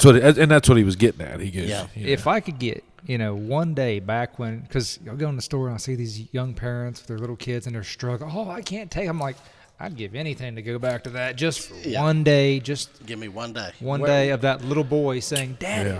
Because he don't call me Daddy anymore. I know. Mine's still on that. I wonder when that's going to end. Yeah. Well, and the funny thing with Aaron, because he sent me a picture one night. It's like, 11. This was at Stockroom. He's got his arm around Willie Porter. I know. I saw him in there. Oh, my God. Because I told him, I said, no, I know you. I think I even called you. You be careful in here. I said that's the thing. When Aaron was in school and when he goes into stockroom and stuff like that, I said, Bubby, all these guys are my friends. Yeah. And I've told him, you screw up, they have my permission. Yeah. Well, it's one of the things I like about a small town. I mean, I really do, because I feel like we're kind of surrounded with a group of guys. Yeah. To where, like, if my kids go out and screw up, I'm gonna hear about it. Yeah. And likely before it gets back to me, one of them might tighten them up. Oh yeah. Absolutely. That's what I like. I never had issues with Aaron in school. Like I say, he had that one fight, but he never had a problem after that. He likes shooting pool. Yeah, he likes to come in here and shoot pool. Because he told me one time, he was like, Dad, I go in there. I was like, I know you do. Yeah. How do you know? I was like, hey, dude. Because I know a lot of people. Yeah, I live here, dude. These guys have my cell number. They're like, your boy's in here. I'm like, if he's being good, you were okay with it. And I would, if any of them are listening, I was young once. You were young once. Absolutely. You were young once. And you take like the stockroom or any place in town, Dakota's for that matter, or wherever, and you're going to be, they serve alcoholic drinks in there, and there's, and I caution them on a couple things. Number one, don't be with people that are going to get you in trouble. If you're in there to have a good time, come in there and have a good time, but do it the right way. Yes. And number two, don't ruin that. Yes. Don't by doing stuff that you're not supposed to. Absolutely. And that's what I always liked. I'd see him and I knew him. And I thought, oh yeah, I'm okay with that. Matter of fact, I like him being here. I know where he is. Yes, and I'm absolutely. like, hey, I can keep an eye on him for my buddy, and I can tell my buddy, hey, he's doing a great job over here. I'm not worried about him. As a matter of fact, something breaks loose. Hey, Aaron, need your help. Got it. Absolutely. But not that I would do that. But I'm just saying. I mean, there's a kid that. But so many times, and this happened here not too long ago, that they were all trying to pull fast one, not that group, but a group of young kids for the rest. And it's like, guys, man, you're going to be that age at some point. I caught one of them and I told them, and I said, you're going to be 21, and after you're 21, you're going to be older than 21 the rest of your life. And then it really doesn't. It's really not that bad. Trust me, a week after you turn 21, this is no big deal. Right. Okay. And I told him, I said, just go be 20. Yeah. Just go be 20 right now. Just enjoy that because there is a time period, from 18 to 21, and you see a lot of guys get lost in that little shuffle right there because they can't go to the bars and they can't go back to the high school stuff, and what am I doing? So typically they'll just end up playing Nintendo in a dorm room. Yeah. You're absolutely right. So but there is that's a time of life that you should enjoy. Oh yeah. And he's living it right now. Yeah. Yeah. Well, I mean, that's just, I mean, like I said, it gets back to the thing where, like, you know what, man? Well done by you. Oh yeah, you did a great job with him. You don't have to worry about him. Like he goes out, he's doing what's right, and like I think that's about all. I mean, that's no thanks. I mean, that's about all you can really ask for. And like if I've given the foundation to where he'll go out and make proper decisions on his own. Yes. I mean, that's well, and like I say, unfortunately, sometimes I wish I was like some parents and didn't know the things that I do know. Right. But by having that kind of relationship with him, he has texted me or called me at times and say, Dad, I'm not coming home tonight. I'm going to stay at my buddy's house because, yes, I have been drinking. And it's like, hey, good on you. Don't you appreciate that sort of honesty, though, honestly? I do, because if you don't have that kind of open relationship, they're going to try to hide things from you. And it's And see, I'm kind of against that. And because you made an important statement a minute or two ago when you said, look, we were all that age once. Absolutely. We know what goes on. Yeah. I've been there, done that. I mean, like we can be in denial, yes, and say, well, our kids would never do that or whatever, or we can be active and say, look, this situation is probably going to come up. Yeah. Understand that if you ever need to call me, absolutely, or something, do it. You can do that with no questions asked. Now the next day, I got no promises. Yeah. But that night, if I get you home, and I've told him this, and he knows it, I will get you home safe. I'll get your buddies home safe. Again, I've done it. I've been there. We all have. I says, and I think keeping that kind of open relationship, like, I'm not judging you because I can't, because I did it. Well, I mean, and the thing is, man, kids that age are going to make poor decisions. Absolutely. And that's really how they learn. Yes. I mean, we all did it. We survived. Yeah. I mean, that's right. And unfortunately, there are some decisions they could make that could be very detrimental. And I would rather be the guy I'd rather them call me. Absolutely. So that I can avoid, Absolutely. Well, like I say, in trying to pretend that, they're not doing so, like, I could sleep that night, knowing, thinking that, not my child. It's like, no. Hey, listen, dude. I mean, is he that much different than us, man? I mean, he's a normal dude. He's just like all of us. It's scary how much like me he is. Well, that's what I mean. We all are dealing with that. We look at our kids, we're like, wow. But like you was talking earlier. But the nice thing, like you say, small town, and knowing as many people as we do, there are eyes and ears that see. If Gibson ever is walking down the street smoking a cigarette, I'll know before the butt hits the ground. Oh yeah, absolutely. I guarantee you. I mean, nothing against Gib. Gib, I'm sorry. If I see it, I'll call you. Yeah, exactly. Yeah. I want you to. Absolutely. Hey, when did old Gib take up smoking? Yeah. And I'd want you to do the same thing with me. Like, it's not going to be the end of the world. But the first time when Aaron's like, well, Dad, I have been going to Stockholm. I'm okay with that. He's like, you are? I'm like, if you screw up in here, I want to know before you're in the parking lot. I was like, So I got eyes on you there, man. it's like And he was 18. It wasn't like he was a sophomore. Yeah. He was Oh, 18. yeah, it was this he's allowed summer, in is there. what it was. Yeah. It was this summer. And he's allowed to come in there. Oh, absolutely. I Yeah, wanted him in there, yeah.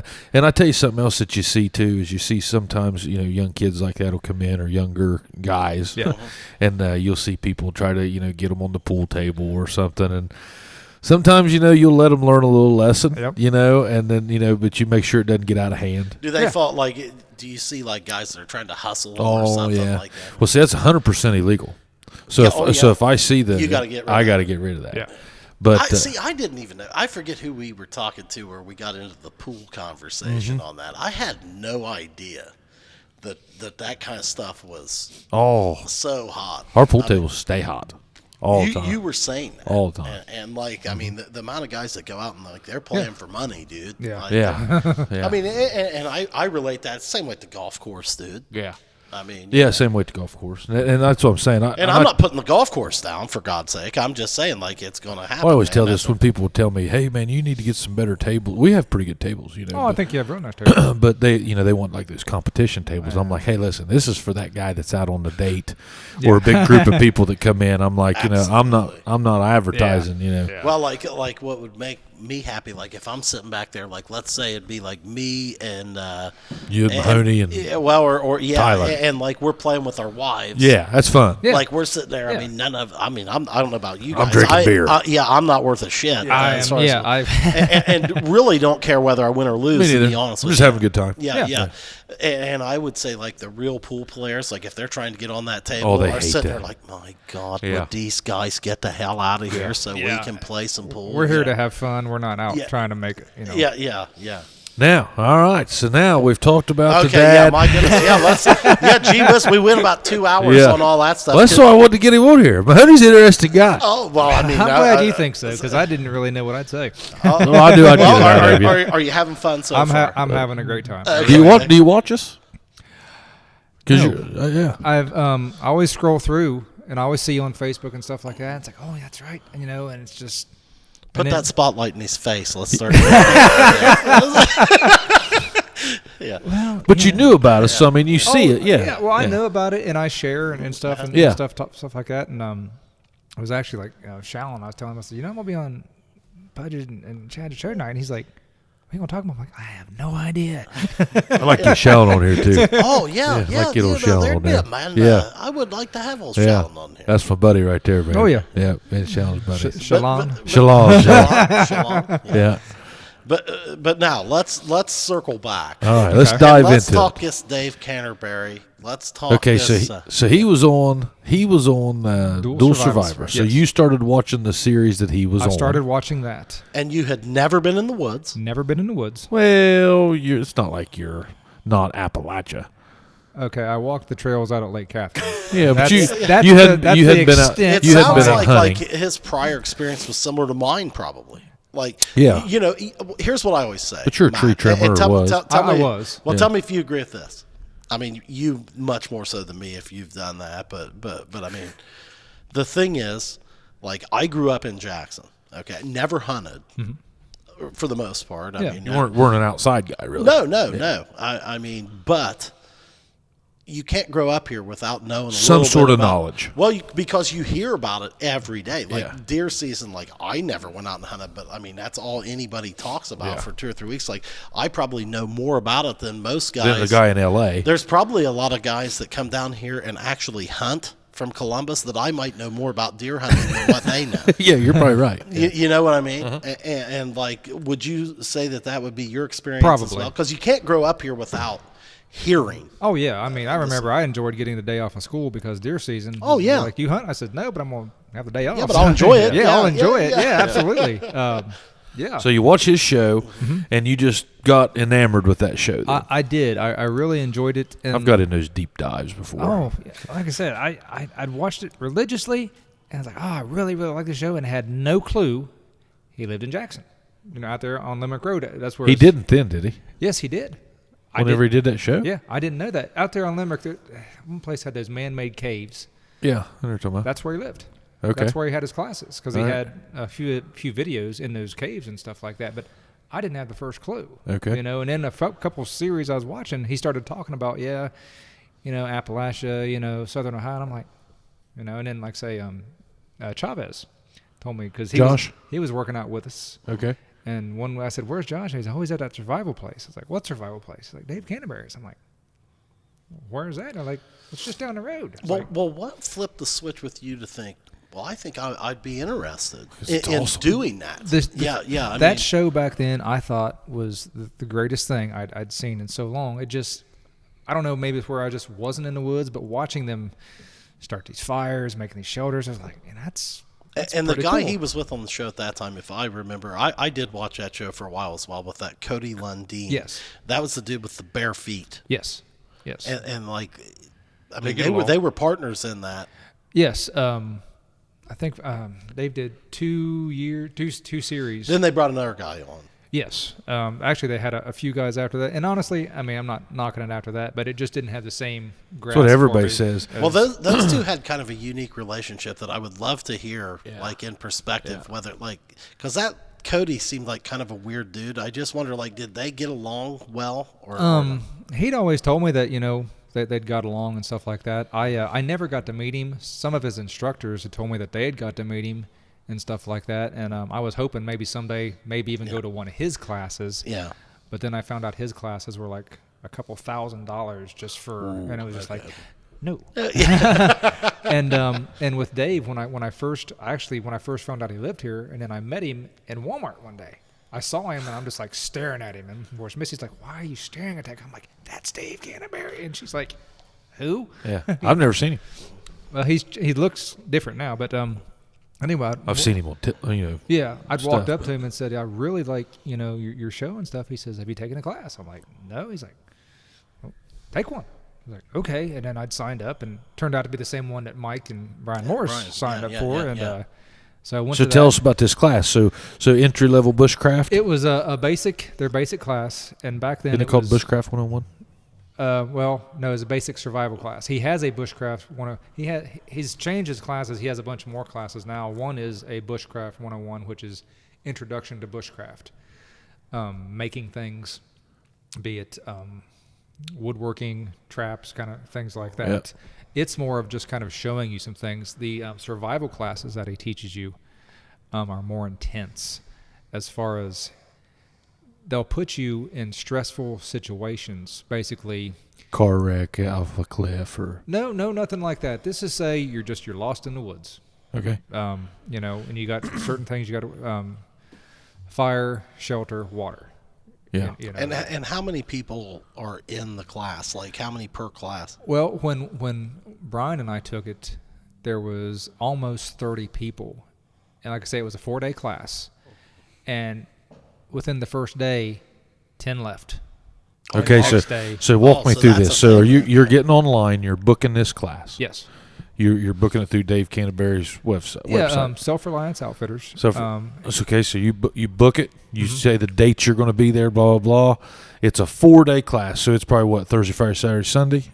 Back then, that's when it was. Okay. Something like so that. So coming into that class, he tells you what to bring, he tells you what to do. His website is so, it really gets you ready. It tells you, this is the class list. This is what we recommend you bring. Because he teaches the 10 C's of survivability, 10 items that you should have with you, because they're the 10 items that recreating, say you was lost in the woods, if with no knowledge of how to make or recreate in the woods, you need these screwed. 10 items. Yeah, it's recommended. Anyway, I got on the webpage and looked through his list of classes that he had, and I chose the basic survival class. Gave me a list of these are the items you need to bring. It's 4 days. A lot of walking. It tells you, bring snacks, something you can eat on the fly, because out there at the Pathfinder School, you get your money's worth and then some, because I went into it not knowing how to make a fire. You could give me a lighter back then. I'd walked into it, I couldn't have made a fire. People underestimate that skill. Yes. Like, I ride horses all the time, and I remember there have been a few times over the years we've been different places, and you get lost, and next thing you know, it's getting dark.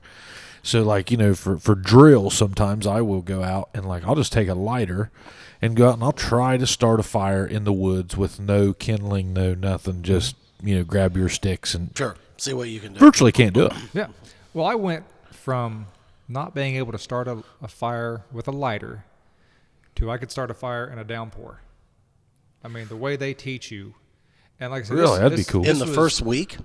First day. First day. Yeah. I mean, and this was, I took that class, it was about 7 years ago when I took the first basic class. And like I said, their biggest things was their basic class was how to survive basically a 72-hour scenario. Okay. These are the things you need. If you're going to be staying in place, you need to have your shelter, fire, and water, because you have to have your fire and boil the water.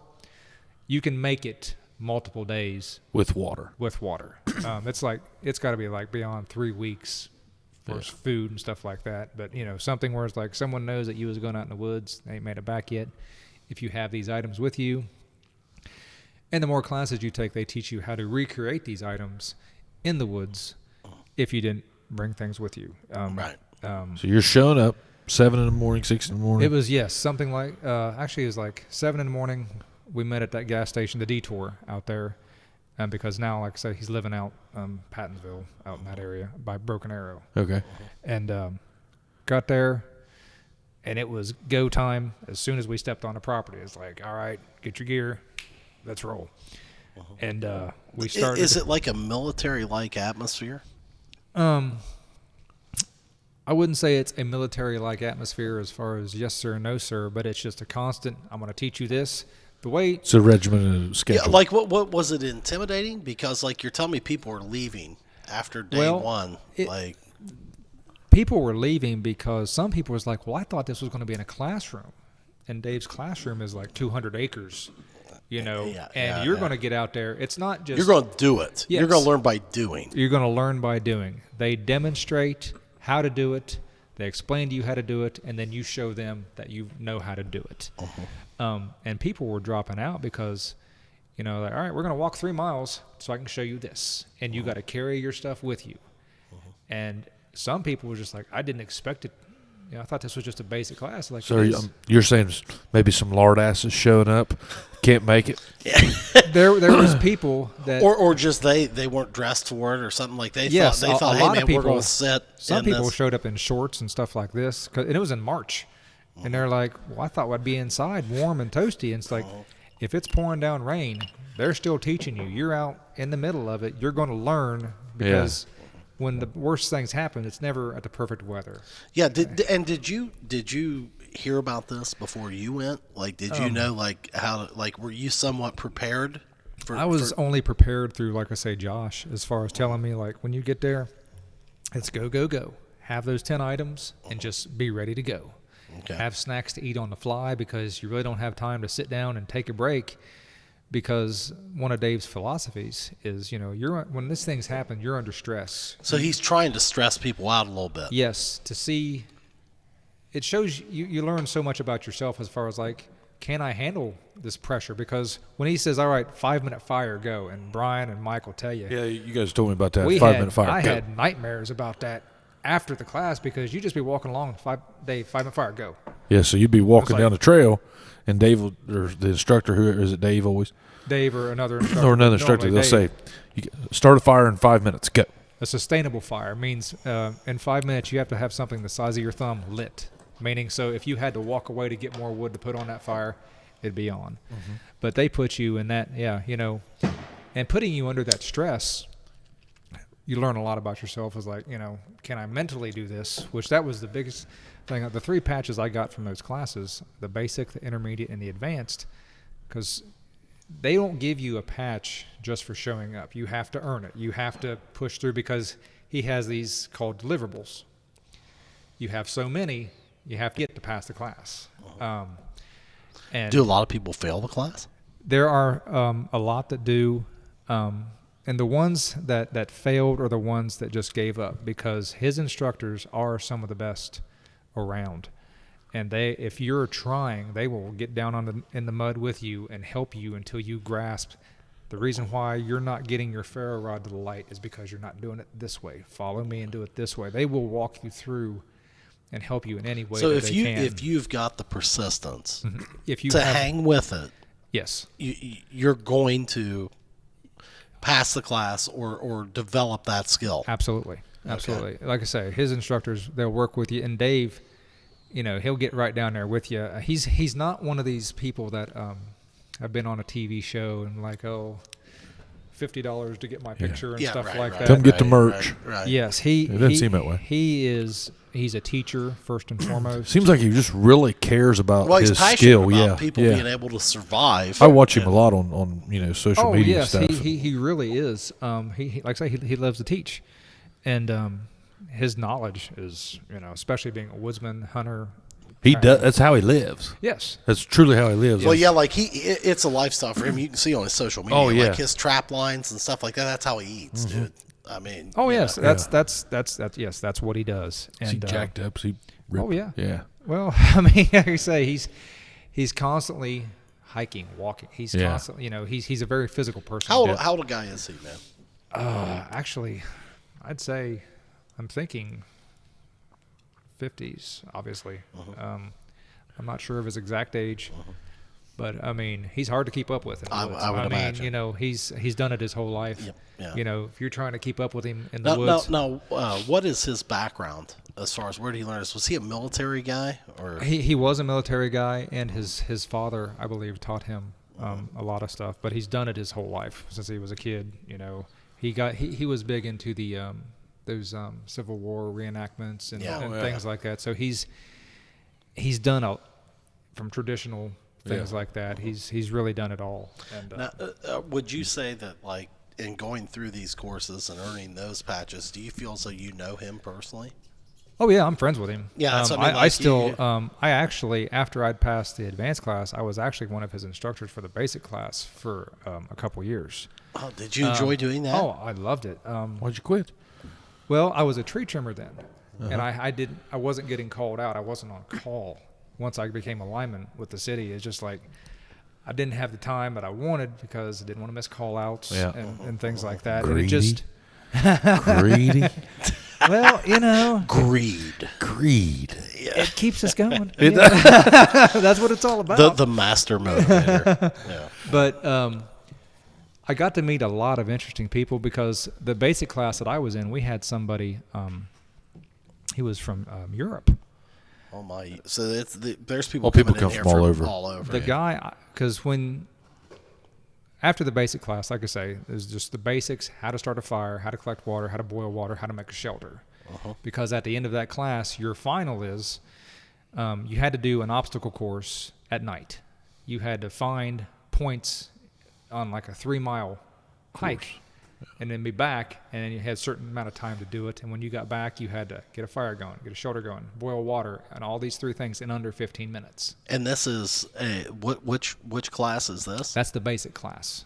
Holy crap! So to get the basic thing, you've got to complete. Those are your basic essentials. Exactly. Water, fire, shelter. And if you don't make that, you don't get your patch. Yeah. Or whatever. Yeah. And you say there's people walking away without a patch. Well, they're like, my God, I tried, man. There were some people that just up and quit. It's like, Did you spend the night out there? yeah, you spend the night. All 4 nights. Are there people that didn't quit that didn't get their patch? Yes, there were some. And Man, it that was would just suck. What do you do? Like, I've always, you're going to think I'm a candy ass. So, like, okay, I am a candidate. okay, so like I wear contact lenses. Gotta have my contact lenses. Can't sleep in them. Mm-hmm. Crazy question. What's a guy like me do out there? Put your glasses on. It sounds like. You don't see. Yeah, yeah, you don't see. You just don't see. yeah, I didn't run into anyone that had issues with that. It would probably be one of those things where glasses would be better. yeah. That and actually, as much as you're going through the woods, because you're not going on trails, you're going through Through brush. the woods, yeah. Yeah, I mean, and Brian and Michael, we come out of there, our hands were so cut up, our legs cut up because, Did you take machetes and stuff in No. there? It was, you just bushwhacked, basically, Okay. And like I say, the cutting tools, you didn't bring in machetes and stuff like that. Just a knife, 5-inch blade. It's about all you need. And that's one of the things on the Yes, list. the cutting tool is the Okay. first thing on his 10Cs. But yeah, some people, and it wasn't for lack of trying, but it was just like I say, you have a certain number of deliverables you have to get. And if you don't get them and can't prove that you're even understanding. You've got to be proficient at the skill. Yeah, you do. And like I say, that's the thing about Dave's class that I guess intrigued me even more to keep going. You're not giving anything. If you want this patch, you got to earn it. Yeah. Now they had one patch that it was just a Pathfinder patch. Like, yep, you get that. But with these patches that Dave gives out, the reason they're so, I guess, meaningful, especially to me, if you have that patch, that means if you was to have to walk by him someday like that, and he looked at it, 5-minute fire, like, buddy, I'll get you a 5-minute fire right now because I got that patch. I can do it. You can do it. Yes. So you're walking through the Apple Festival and you see him and he goes 5-minute fire. You can figure something out. If I saw Dave in the Apple Festival and he told me to do it, I'd get him a fire. Yeah.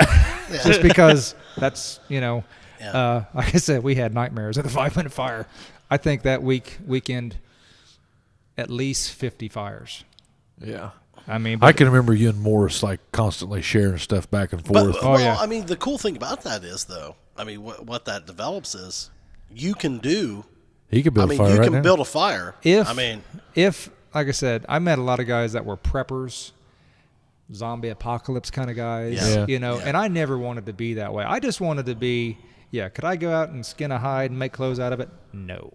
Right. I have no desire to learn that. Don't want to do that, yeah. And maybe someday I might. I could probably do that. And you, with your background, you probably could. Probably do that, but I've never tried to start a fire with just raw material. But the biggest thing that I guess I took away from it is after doing that is like I did start going out on trail hikes more. I did start, I want to get out more because now I'll take you shrooming, buddy. if you I had get a lot out more there, of appreciation probably for I the know woods what to take with me, and I didn't realize because, like I said, we slept out there. I heard a coyote for the first night. I scared the hell out of me. I'm like, what the hell is that? And they're like, it's coyotes. But I'd never heard it before. Yeah. And I didn't realize, because once I got back into town, I was like, God, it's noisy in here. I didn't dawn on me how peaceful it was staying out in the woods. So would you say after that first class, like you were hooked? Oh, You're absolutely. Like, I'm going all the way through this. I'm going to learn all these skills. And what was your motivation for that? Was it just an internal thing? It was just that much fun. Oh, I mean, you truly enjoyed it. I really did. Like I said, we had a blast out there, and some of the people that were leaving weren't having fun and stuff like that. And our instructor, because each person gets an instructor. You're not just watching Dave. Everybody is like a 5 to 6 man group gets their own instructor. Okay. That way you get one-on-one time to like, hey, I'm having trouble with this. Show me. Yeah. So you get, like I say, you get more than your money's worth. Yeah. And I had so much fun. Our instructor come to us one night. He's like, we got some people leaving because they're not, having fun. How are you guys? And of course, me and Morris, and Brian, we're just like, we're having the time of our lives. So Morris went with you through this for the basic class. Yes. Oh, that'd be good. That'd be cool. Him and Mike took the intermediate later. I'd already went through the advanced and stuff like that because I got to be instructors when they was doing their intermediate and stuff like that. But we had so much fun. I don't know what it was. So, like, to you, it wasn't like you weren't sitting there like, man, this is miserable. No, like I say, I was having a blast. I was. It's not like Jeeping, and to give you an idea, the woods has and I've really got back to it during COVID. Just really having the time of my life, and the woods offers a certain, to me, freedom element. Yes. And you can be out there just sitting and just having a blast. And I don't know how to describe that, but I'm very intrigued by this. Well, a couple weeks before gun season, I went out to my sister-in-law's just to walk around. It was like, okay, I'm not hearing anything about the election. I'm not hearing anything about Christmas COVID. lights. Yeah, Christmas lights. Don't get me started on get those. Your damn Christmas lights up. I'm not hearing anything like that. And it's just Mahoney deleted me off of Facebook. Because of Christmas lights? Something like I have to hang the Christmas lights for the city. And you're bitter about it a little bit. Well, I just all that. It's like deleted everybody. I sent him a message. I said, What were you dirty doing? prick. Were you criticizing? Were you criticizing? No, I think I the joked Christmas light? He was criticizing. He was raising money to have them hung. Yeah. I sent him a message. I said, you dirty prick. Did you delete me on Facebook? He said, man, I'm sorry. I just would have deleted a lot of people. And I was like, but it's me, Mahoney. I just went through. He's like, hey, listen, do you understand? I don't want to hear about these goddamn Christmas. Well, I tell you, it's just like, I have no control over it, and I'm the one getting bitched at for it. It's Yeah, I like, agree. It's like, hey, look, man. They tell me to hang the Christmas lights. I'm trying to hang the goddamn Christmas I'm just lights. doing my Yeah, job. yeah, you know, yeah. it's nothing personal. But you, I'm really glad that. I mean, I've known that you've been into this for a while, you know, and I'm really, I love watching all you guys. I learn from you. You know, I've seen a lot of you've got into like your tools, like you order, like, and you've spent a lot of money. Oh on, my God, the wife. I bet your Asper, wife just loves that because I've seen some of this. I mean, you're talking $400 or $500 knives, Oh yeah. backpacks that are Well, I mean, $1,000. has it become a hobby, Matt? Oh, like hell like yeah. now that you have this, like, do you want to go out in the woods and kind of test yourself occasionally? Or, There are times. Well, see, or have Weren't you we shared gonna do this it with your last son? winter? Weren't we going to do the big winter hike last year? we 2 were years supposed ago. to do something. We were 2 years Yeah. ago. We was going to. Yeah, I wanted. And yeah. Pudge just is never fickle. did. He's fickle. Well, you know what? Let me tell you a story. Two things. So you're talking about sleeping outside. So a couple of years ago, Gibson's wanting to pitch Camp. a tent. He's Yeah. wanting to camp. Yeah. Then I told Mindy, I said, he ain't going to make it. I said, let's just go out in the backyard. And she was perfectly fine with that because she's not into camping. And we built a fire, built a tent in the backyard. You know, we're out in the country. Yeah. So we build a tent, or do the tent, build the fire. No more than get him down. And I mean, from here to Tyler, a coyote came in and That just close? I mean it was it wasn't that close, but Just ruined him but for it life. was. I'm telling you, it was close. It was pretty close. And I mean to tell you, I've never seen somebody get that bug-eyed and white. Oh, yeah, yes. All of a sudden, Daddy.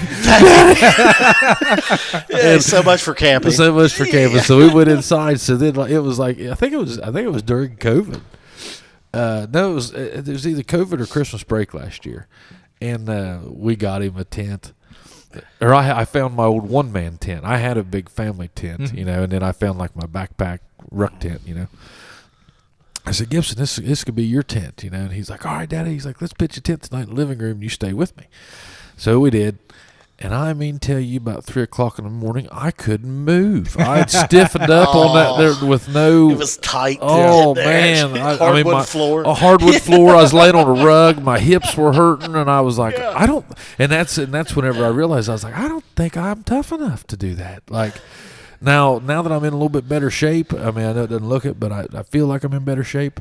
I'd like to try it again. Always wanted to do it in the wintertime. I don't know why. Well, I feel like you could dress better for it. you can. That's the thing. No bugs. Well, let's say, and when it's the middle of summer, you don't want to start a fire because you're already burnt. Yeah, burnt right, out. Your ass off. It's like, but when I did my advanced class, that was 5 days, no food, only what I mean. You killed.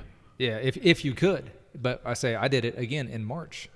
It was getting down No to seasons. like 15 degrees at night. Yeah. And that's when you're it's just you and a partner. You're 2-man teams. My partner was from Australia. Okay. And this guy, he has a school in He's looking for a Brumby. And you're Well, it was funny because Well, I mean, I imagine though, probably rather than like hunting big game, like, are you like finding the berries you can eat, or they're early March. Yeah, there's not a lot of stuff going a on. lot of vegetation No, you can yeah, eat. hell no, there's not. And that's when they showed us some things, the little buds on white pine. You can eat those. You can skin the bark off of a pine tree Yeah, and eat that. do that. But you can't do too much. Uh-huh. My partner did and got a little sick. Oh, jeez. But like I said, he was from Australia, and the first day, he's like, dude, it's cold here.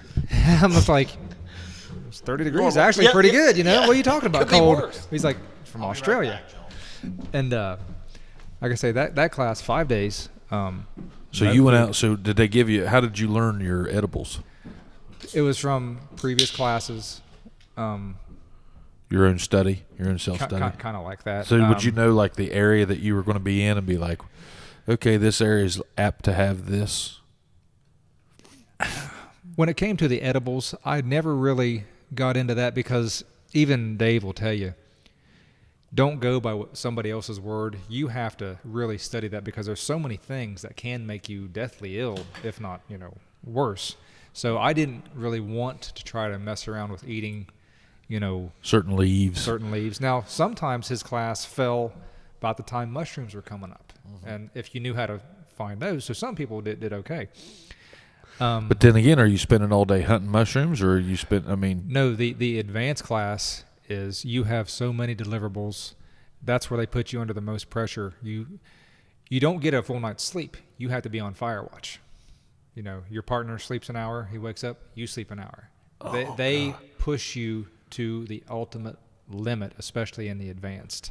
Fire watch. So why are you doing fire watch, to keep it going? Yes, because for the advanced class, you don't get lighters, you don't get ferro rods. You got to do a bow drill. Okay. You have to, friction fire. If you don't get that friction fire, you don't get to drink water because you can't disinfect it. And some people couldn't get their friction fire. And I've used this analogy before, or I've been in this situation. If it came down to if I had a fire or if I could drink water, I'm probably going to drink the water. In a survival situation. In a survival situation. Now, I also know that in Appalachia, there's a lot of old septic tanks and leach beds that just kind of run off the back of the hill. Absolutely. And knowing as much of that, I'm in the insurance business, so I see homes and I see how stuff's ran. Knowing that, I am 100% less likely to drink the water. But what I am saying, if I was going to if it was death or water, I'm drinking the water. Absolutely. Yeah. Because they'll find you. They'll find you. But at least because you get dehydrated. That's a bad way to go. That's a bad way to go. Yes. Yeah. So let's go back and so let's say that. Or not, let's say, so if you were me, okay, and if you're Chad, yeah, what are some things that you would do to probably get ready for, first, I think the first thing you'd have to do is book the class. Yes. And then, so let's say I booked this for April or May of next year. I don't know the schedule, whatever. But I'm just saying, what would you be doing to gain your skills between now and then? As far as for a basic class, I wouldn't worry about the skills because they'll teach you that. What I would do, I would get a backpack. Get good gear. Well, 30 pounds max, and I would go out to Lake Catherine and start walking the trails. Because that's what gets so many people. They physically You get yourself in shape. Get yourself in shape. Some people, the weekend before is not enough.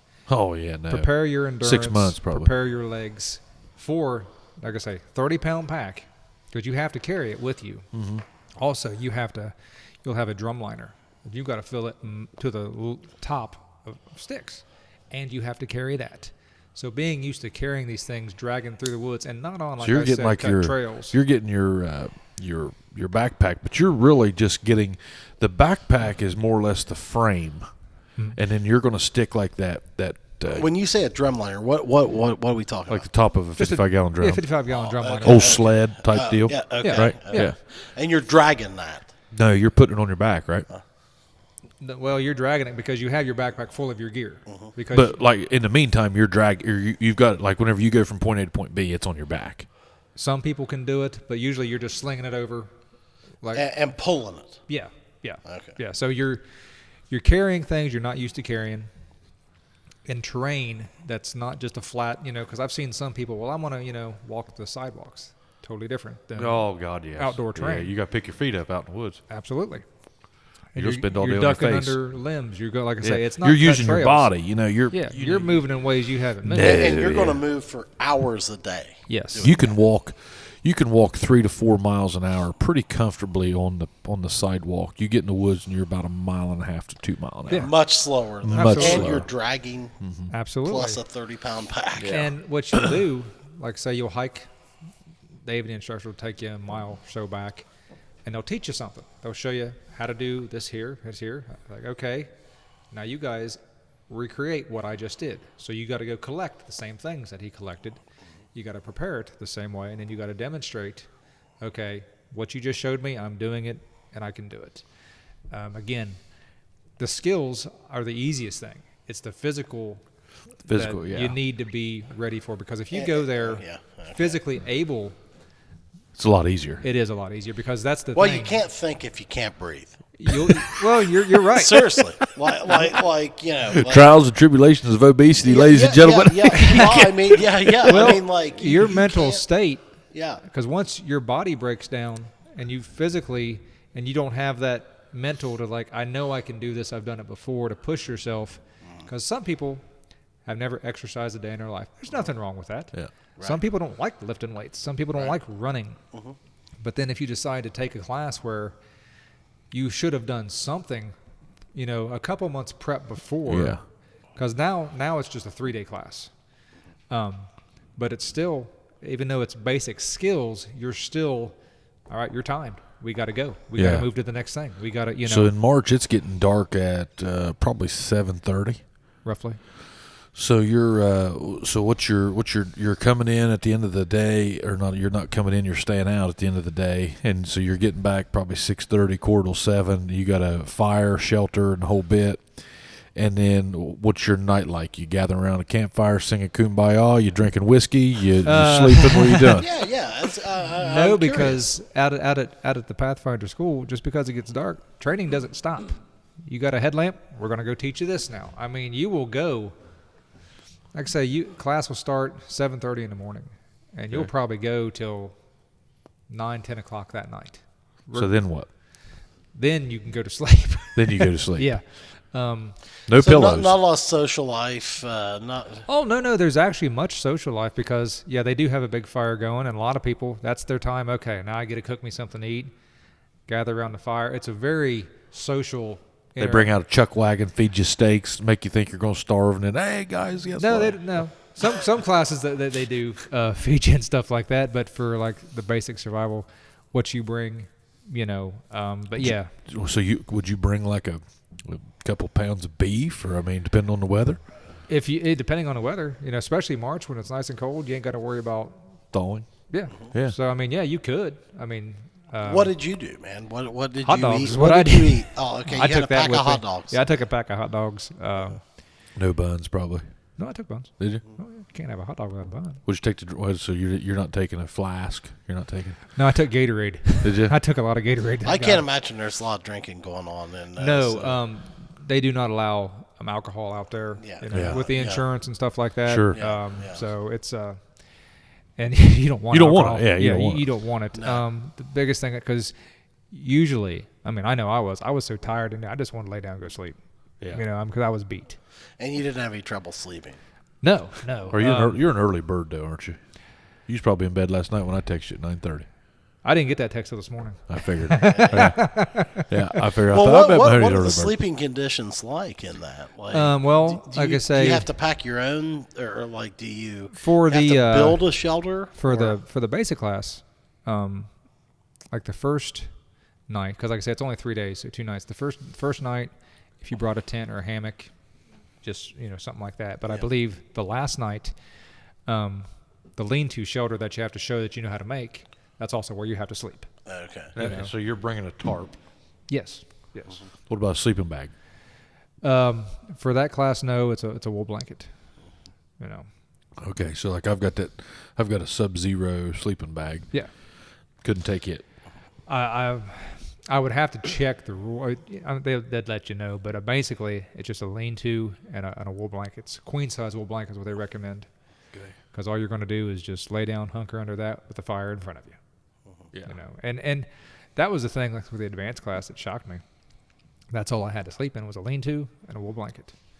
And I didn't know what a long fire was, but once I learned how to make a long fire the length of your body, you sleep like a baby.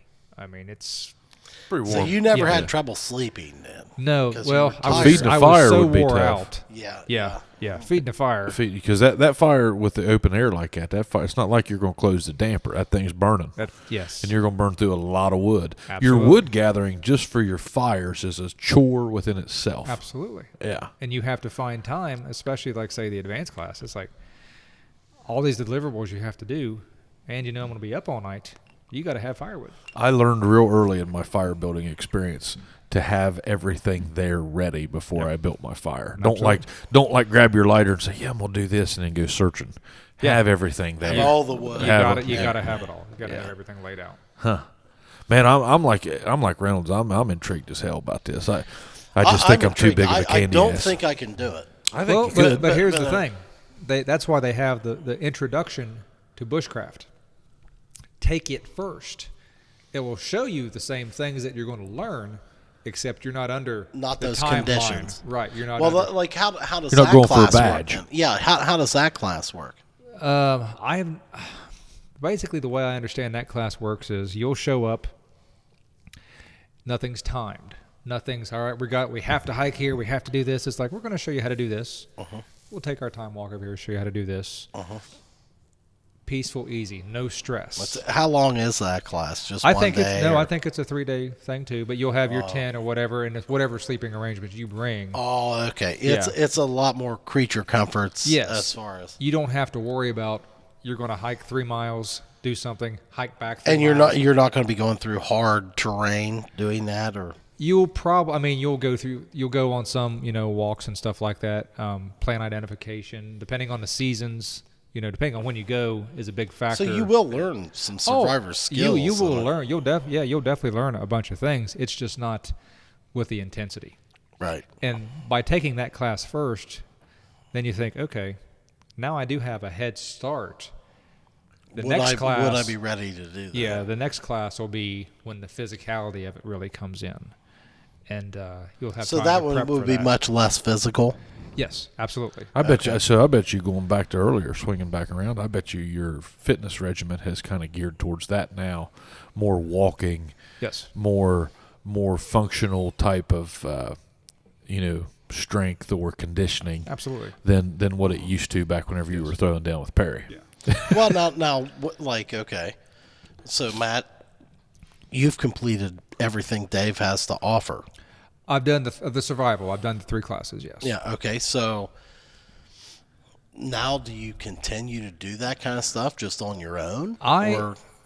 When I had shoulder surgery and stuff, I kind of got out of it for a while, mainly because I hit kind of a depression state because I couldn't lift the way I used to. I couldn't do the physical things. So I was kind of like, eh. But here, with COVID and everything, this past year, I've actually started kind of going out, walking around, kind of picking things, practicing again and stuff like that. So I am getting back into it. I do keep in touch with Dave and a lot of the instructors out there and things like that. And probably I'm hoping when they start up in 2021 to maybe go out, just kind of hang out again, and does it give you a comfort level of being in the woods and maybe not being so scared because Yes. you feel as though you're prepared? It's like, hey, look, man, I know I can find something to eat. It might not be the best tasting thing. since I know if I was going to go on a walk, just a regular day hike, I know I want to take certain items with me. So if God forbid something would happen, injury or whatever. So like that's probably the main thing that's changed. Like Yes. now you go someplace like that, you're taking certain items yes. that you previously would that have never thought about never, taking. I never would have thought of. And I think that's one of the things, my hobbies, why I like getting all this gear, because I like making little different kits. Yeah, Every that's season, fun. different thing, Yeah. But This I is do my know, kit for this. So this is my mushroom hunting kit, or Yeah. this is my. and Because you would probably never enter the woods again without a certain kit. there are certain things or- I will take with me, guaranteed every time. Yeah. because that would because- instill a lot of confidence Yes, in your head. Like, because- okay, if I've got this stuff, And I'll go I'm back good. to Freedom. the advanced class. You're only allowed the 5 items of the 10 Cs, and that's 5 things. You can get into a very small pack. That's what they did on a loan.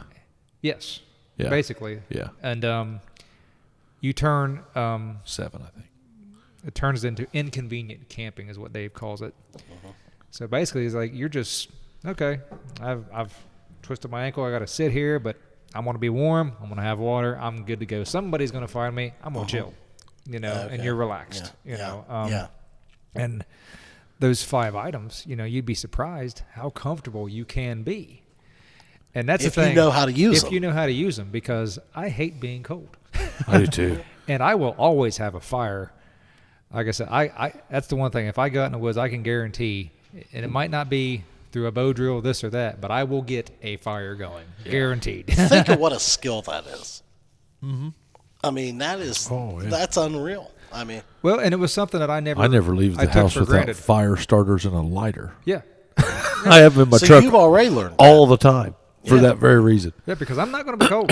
No. And I know that it's hard. Yes. Like, that is not an easy chore to start a fire. Well, and like with that, one of the shelters, Dave taught us how to make. It's called a super shelter, and also, it's just a lean-to, and you take like a plastic painter's drop cloth, put over top of it, take a step over, and put a long fire in front of it, and within 30 minutes, the inside of that shelter was 80 degrees, yeah. and it's like 15 degrees out, and you crawl into that, and you're like, my God, I'm slipping into a nice warm, This is great, yeah. Yeah, and so.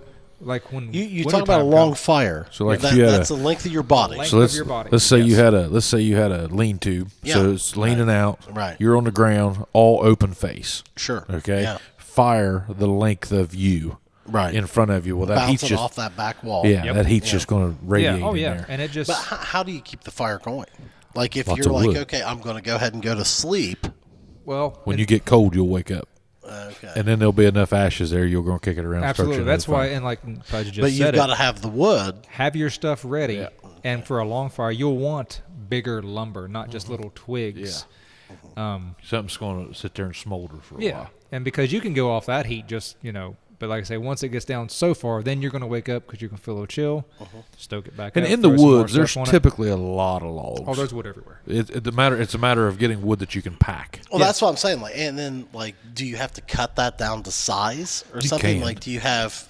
You can. Ideally not. You Do don't. you use a tool or You just don't have to. You don't even have to have a saw. Okay. There's so much dead laying around, and if you find a crotch in a tree, take the long pieces over, snap it. Like I say, there's dead lying everywhere. Everywhere. I mean, everywhere. And the rule of thumb, if you can, before night falls, say, assuming you don't have a headlamp, you want as much firewood that would fill a pickup truck. That Yeah. will get you through the night. Through the night. Every That's time. a lot of firewood, guys. It It is. is, but it's really not. Yeah. And like I say, depending on where you're at. And it doesn't have to be broken down. It's as not. This much as, isn't like- cut and split firewood. Yeah, No. like we're not throwing it in a fireplace. No. So like you could throw a very large log. Absolutely. And when you pick your location, that's one of the things you're looking for. There's a bunch of dead here, Yeah. 5 steps from me. I can just get up, walk over. Yeah. So sometimes your location already has the wood laid out for you. Well, you hope. But I never had to split wood or anything like that. Didn't even have to saw. Like I say, you're finding dead wood all over the place. You Break get it a into big one, you lay it up in there, let it burn halfway. When it burns in the middle, shove it together. It just takes right off. I mean, Yeah. it's Get 2 big logs if you can, and put your small stuff in there. And like I say, that'll last you. So like when you're building a long fire, you probably want a relatively large log. If you can get it, yes. if you can get it to burn. Yeah, if you can get it to burn. That's why you start your small fire first, then put your big stuff, and then lay more on it. And yeah, it'll last you longer than what you'll get enough sleep in between the burns. Yeah. Where when you do get up, you're not groggy, you're not wore out. You do feel rested. Yeah. And that's the You big can either thing. get back to bed, or sooner or later you'll just wake up and you'll be up. That's right. Yeah. I've been looking for a piece of property to kind of do some of this stuff on my own, I think. Yeah. I was going to get on a lease this year. I don't know if that's going to happen, but I was going to start doing some of that stuff out on it. But I'm looking. I'd like to get into this on my nothing against the survival school. Oh, but yeah. it's a matter of timing for me. Oh, absolutely. It's hard to walk away from a family for 4 days. My God, yes. But I don't think that you necessarily have to spend the night to learn some of those skills. No, you don't. I don't think there's anything wrong with spending the night, but like if I had something like I could say, okay, today I'm going to go out here and I'm going to work on a shelter. So I got that down, so I'm going to figure out how to build a shelter. Well, tomorrow I might be fire.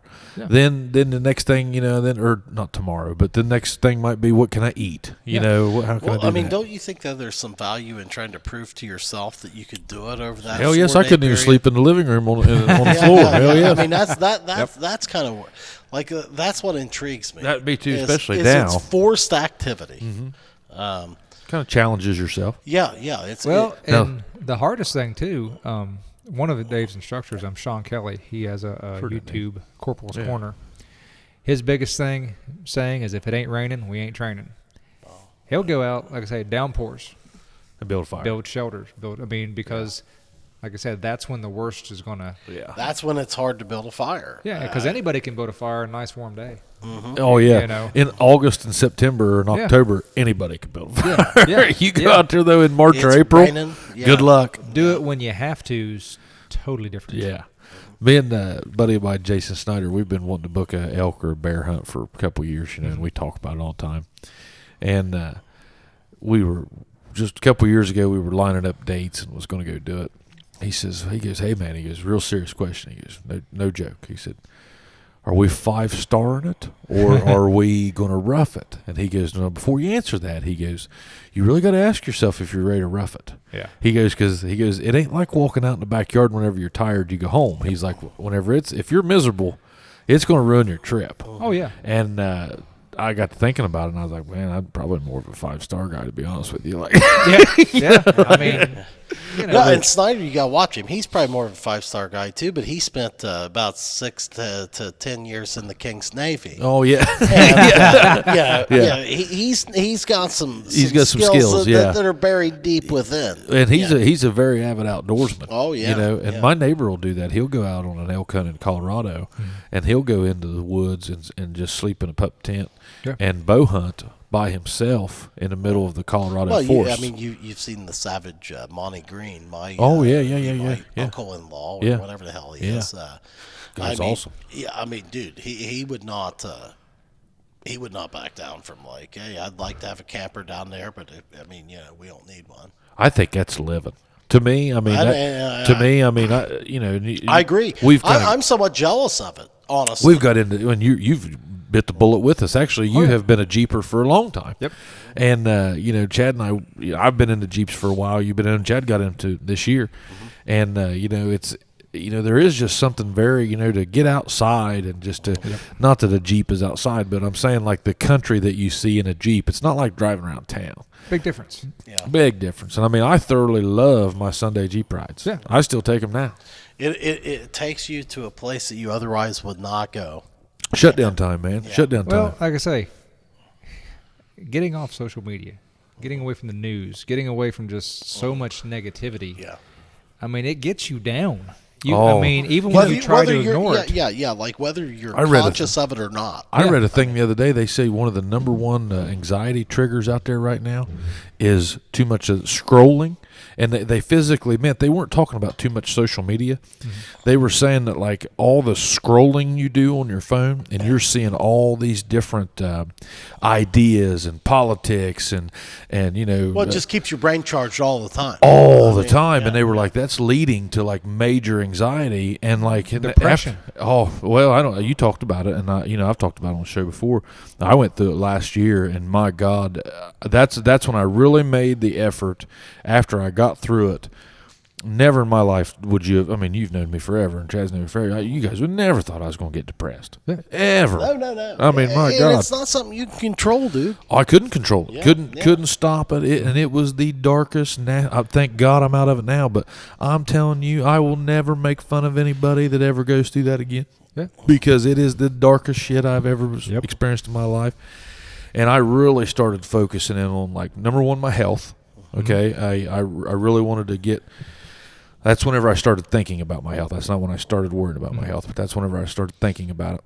And then I really wanted to get into like a work-life balance because I think between the social media and just at the time, I mean, I had so many irons in the fire. I mean, it was red hot all the time, baby. Oh, yeah. And I realized, hey, man, I got to take some time. I'm too old for this. It's about to give me a nervous breakdown or whatever it is, and I gotta make some time and get back to some things to just chill me out. And the woods has always been my safe haven for that. Either buy a horse. I used to do it a ton. Buy a horse. Loved it. I'd love to take you horseback riding. I've told you that before. You'd love that.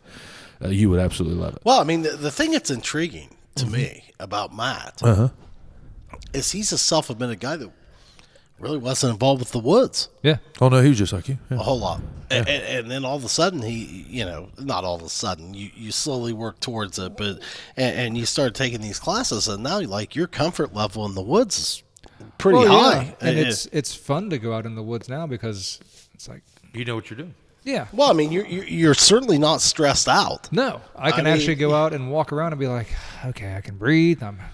Well, This and is if the I woods. get cold, I'll build a fire. Yeah. If I do this, and what I think is intriguing is the statement that like now I know what to take into the woods. Yeah. Yes. If I'm going to go, and it's very similar to the conversation we had with Scott, in that like, hey man, I'm not going to walk around afraid because I know what to do Yeah. Yeah.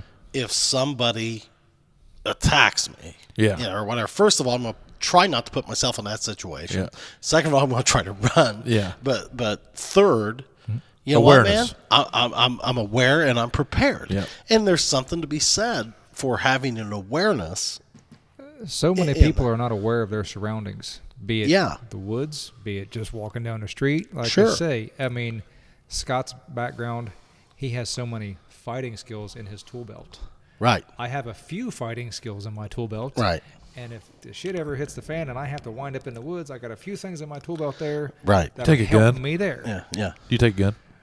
I have. I take guns sometimes. Depending on the area, when I've been places I'm not familiar with, because I do it more for snakes. I have come across More people's. for snakes. I do. Yeah. Well, I've come across people's crops.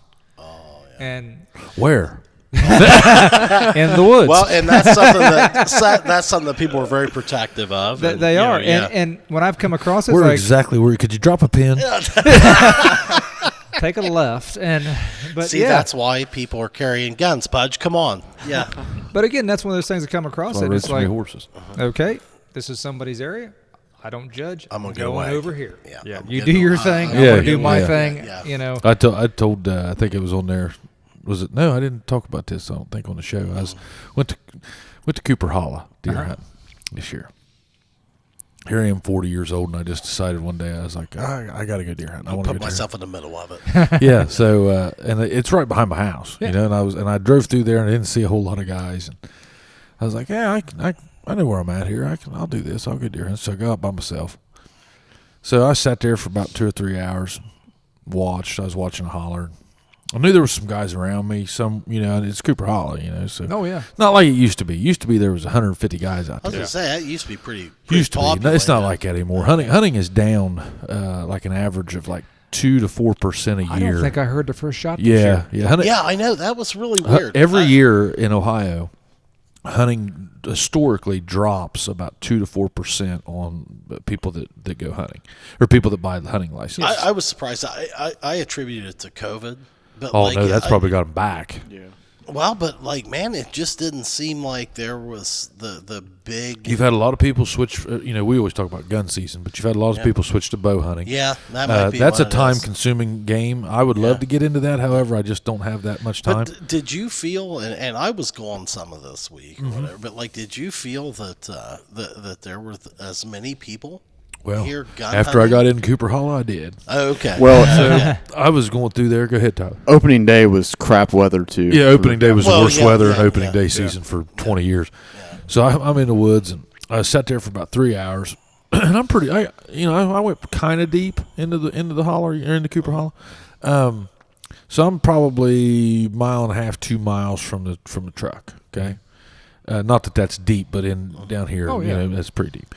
From where you parked. From where I parked, that's yeah. So I'm 2 miles in, and I'm milling around. I was like, I'm just gonna mill around here for a minute. I knew where I was gonna go. I was like, I'm gonna circle this hillside and come out and walk back to my truck. Are you familiar with that area? Or I know enough about it that I can get to it. So I was walking. I'm real slow, kind of stealthing through the woods, hoping to possibly jump one up and it not run very far. And I was just gonna kill it, Yeah. go to the house, make me some jerky. So I'm milling through there, and all of a sudden I stop, and I was like,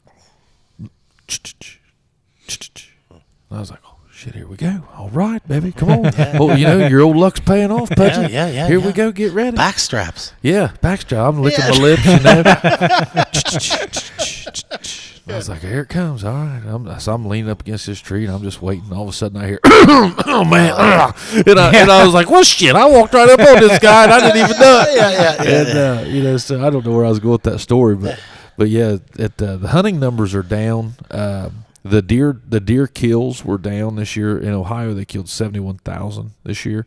In Jackson County, they killed like 938. Something like Man, that. that's only well And above 10,000. Typically, it's around 1,100. somewhere around there. So it was down probably 10%. Well, this is the first year too. I can't remember ever going to Chillicothe and not seeing a truck drive by with a deer hanging on. I haven't seen the first. I mean, I agree. Yeah, but you're seeing. I mean, there's still a lot of guys doing it now. It's all online. I hadn't really deer hunted. That's what I was told. Online. You don't have to tag them anymore. You just but you do it on your phone. Yeah. Yep. Which was different. I mean, to have my dad tell me how to do that, it was weird. Wow. Okay. Yeah. So let's get Gary on him on here. And have him explain that show process. that to people. Yeah. So they're having another 2-day gun season. This 19th, 20th, 19th and 20th, and then muzzleload season will because come in. the harvest wasn't big enough. No, they do it every year. They'll come back, and actually, it's to thin out the. I mean, we still have an abundance of, yes. of deer here. God! Yeah, well, you're an insurance guy, for God's sake. I mean, about every day. Yeah. Well, it's funny because where Misty works at the plant, and she tells me these stories of these monster deer. All that are caged in down there. Yes. They're inside the fence. They can't get out. Yeah, And they're monsters. They're huge. Yeah, I've seen pictures of them. Yeah. Yeah, they're amazing. You'd like that though. I'm surprised you haven't got into hunting. I'm lazy. Oh, no, you're not. Obviously. Yeah, obviously. Yeah. Hey, I'm. You know who's a great outdoorsman? We talked about him earlier. Dave Canterbury? Nope. He's not near that Not guy. him. Not He's him. Yeah. Shallon Ray. Yeah. Is he still hunting? I don't know if Shallon He's taken the boys, I think, squirrel a couple times he's talked Yeah, about. I'm sure he has. Oh, Yeah. Shallon used to be a big squirrel guy, man. That's all he wanted to do was squirrel hunt. So I think New Year's Day, me and him and me and Shallon and Donovan and Kevin are heading down to the cabin down at Donovan and them boys. Yeah, you're not hunting, and you're we're drinking. we're gonna muzzleload hunt the opening day together. Yeah, so if something doesn't show up in the first 2 or 3 hours, they're safe. Yeah. Absolutely. First 2 or 3 hours, it's safe. Yeah. Now, in the first 2 or 3 hours, if something business shows then. up, it's dead.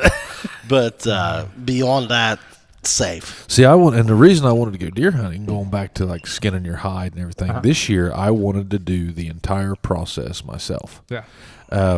Butcher it. I wanted to butcher it. I wanted to skin it, and I was going to make a rug.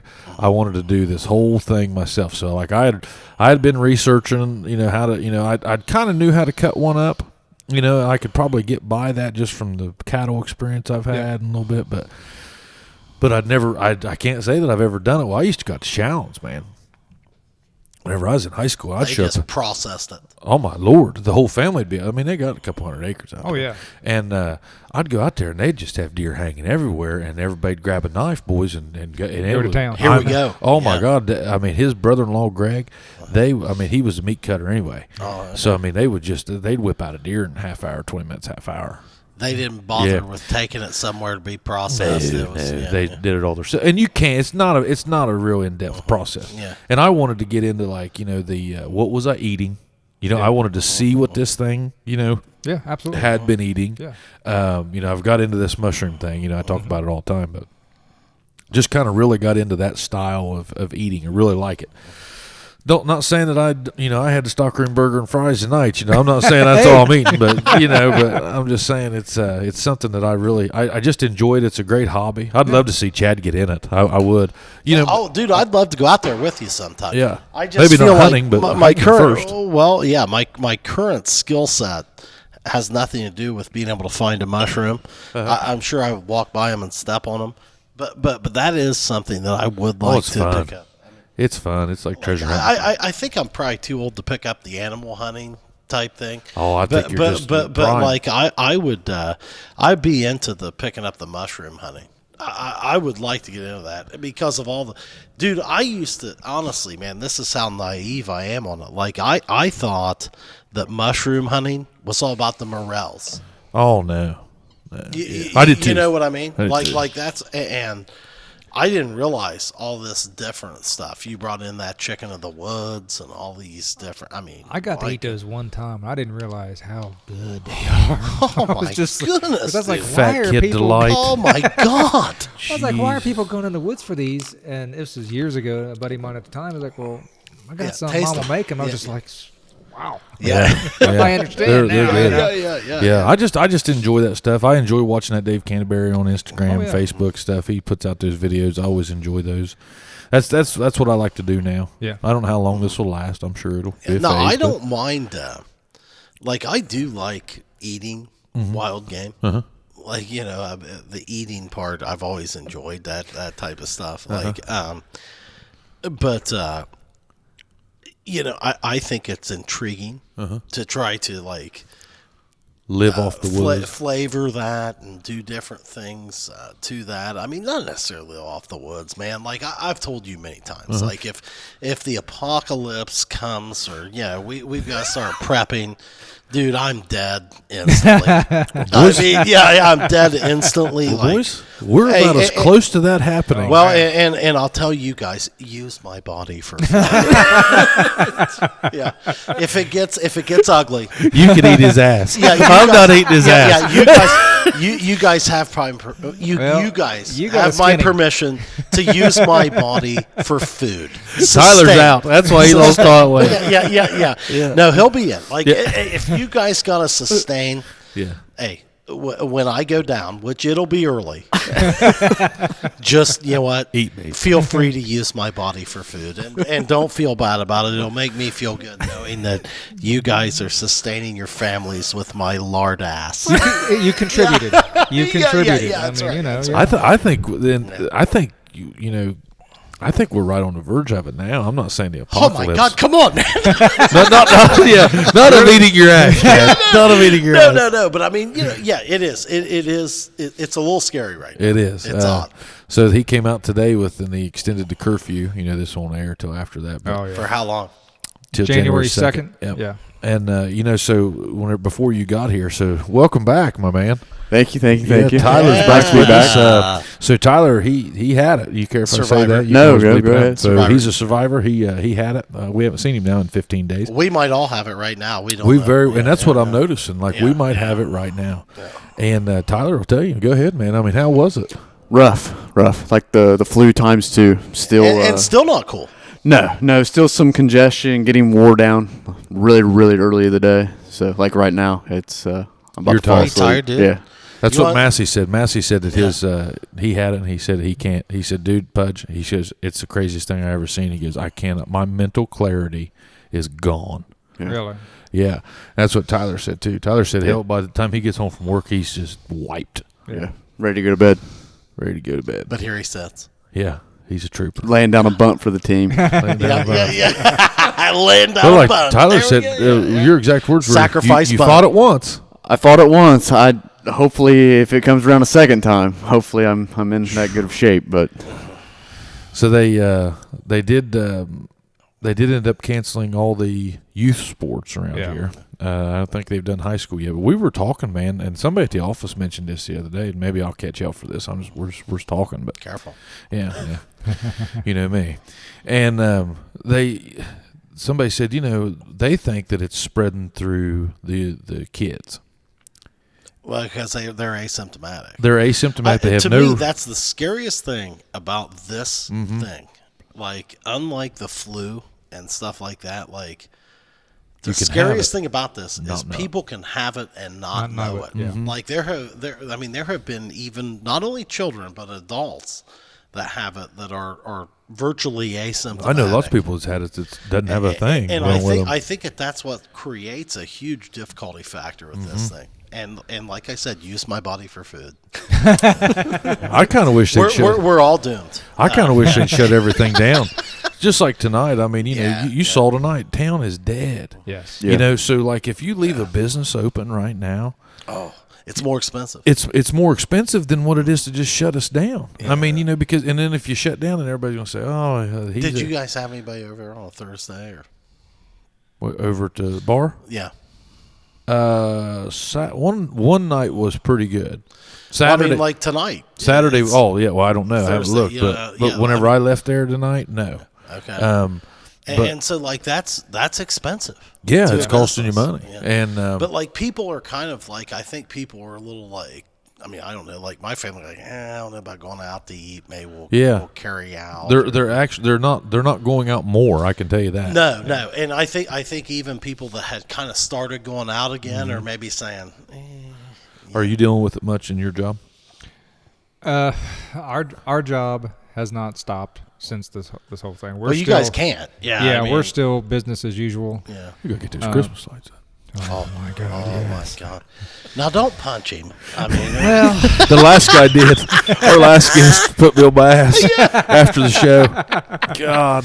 he's probably still sore. I am still Yeah. sore. Jeff Matthews, have you seen that guy lately? He's 250 pounds. You know and I, Jeff, right? Yeah. he's and Brian. 250 pounds and as hard as that damn brick wall right Really? there. And I thought I was going to get down and go at him. I think that guy. Dumbest One of the decision. things I love about that guy. Okay, quarterback skill. Okay, And so, 250 pounds and not fat. dude, he hit me so fast. Hey, look, man, that guy. I mean, and now he's. I mean, what hell? He's damn near 40. Oh, no, he's 43. Yeah, 43. Yeah. He's not that much younger than me. He class And, 95. and he is. Were you 94? Yes. Yeah. And I mean, hey, 250. Not an ounce of fat on that bastard. Pissed me off just even seeing how good he I looked. love it. He's been that way. That man is the American golden boy. I've always loved him. I'll continue to. I mean, I'm just glad there's dudes like that out there. Yeah. So he gets the first piece of your ass, right? Hey, listen. I'm throwing it out there on the air. All chubbies, look. If I die, Eat my ass. use my body for food. You guys have all seen the movie Alive. Yeah. Hey, if I go, I have no inhibitions about you guys using my body for food. We'll take a moment of silence about it. Yeah. We'll thank the good Lord. Yeah, like, well, and just be like, hey, man, you know. No, someone will say, hey, he wanted this. Yeah. Well, and like, hey, We'll be man. like, hey, guys, dig in. Hey, this meat is injected with bourbon. Yeah. It's got that thing, like maybe throw it over some smoke. Yeah. I mean, yeah. I mean, I've had the drunken chicken was very good. Oh, Yeah. yeah. I mean- yeah, I would say throw my ass on a smoker and fucking eat up.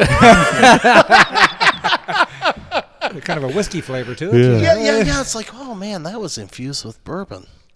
Very It's like, can you nice. taste it? It's like, Yeah. I think I can. Yeah, you I know? can taste the bourbon too. Yeah. To this human flesh. Okay, that's probably a little bit rough, but hey, I'm just throwing it out there, man. Better We're- than being Hey, gamey. we're headed towards the apocalypse here. I tell you, it's scary things are going shit. to hell in a handbasket. All I'm saying is, hey, look, if I can help you sustain your family once I already go, Well, and which people I'll be quick, people and yeah, are so use my body high-strung. for food. People are so high strung that hearing that will probably put some comfort. Maybe to it'll some put of them to them. ease. It I might. hope It might. it will put people at ease. Chad Reynolds states, use my body for food. It looks like it's going to be April before the average person can get a vaccine here. Oh, I think it'll be longer than that, dude. Do you? You're in Yeah. the medical Yeah. field, so you'd know. Yeah, well, I mean, I've been doing a lot of research on that. I mean, my thing is, I think before somebody that has no pre-existing condition, and I've got pre-existing conditions, but with my age and what I have, I'm looking at probably 1 year from right now before I could ever access a vaccine. Will you take it? Yes. Will you take it?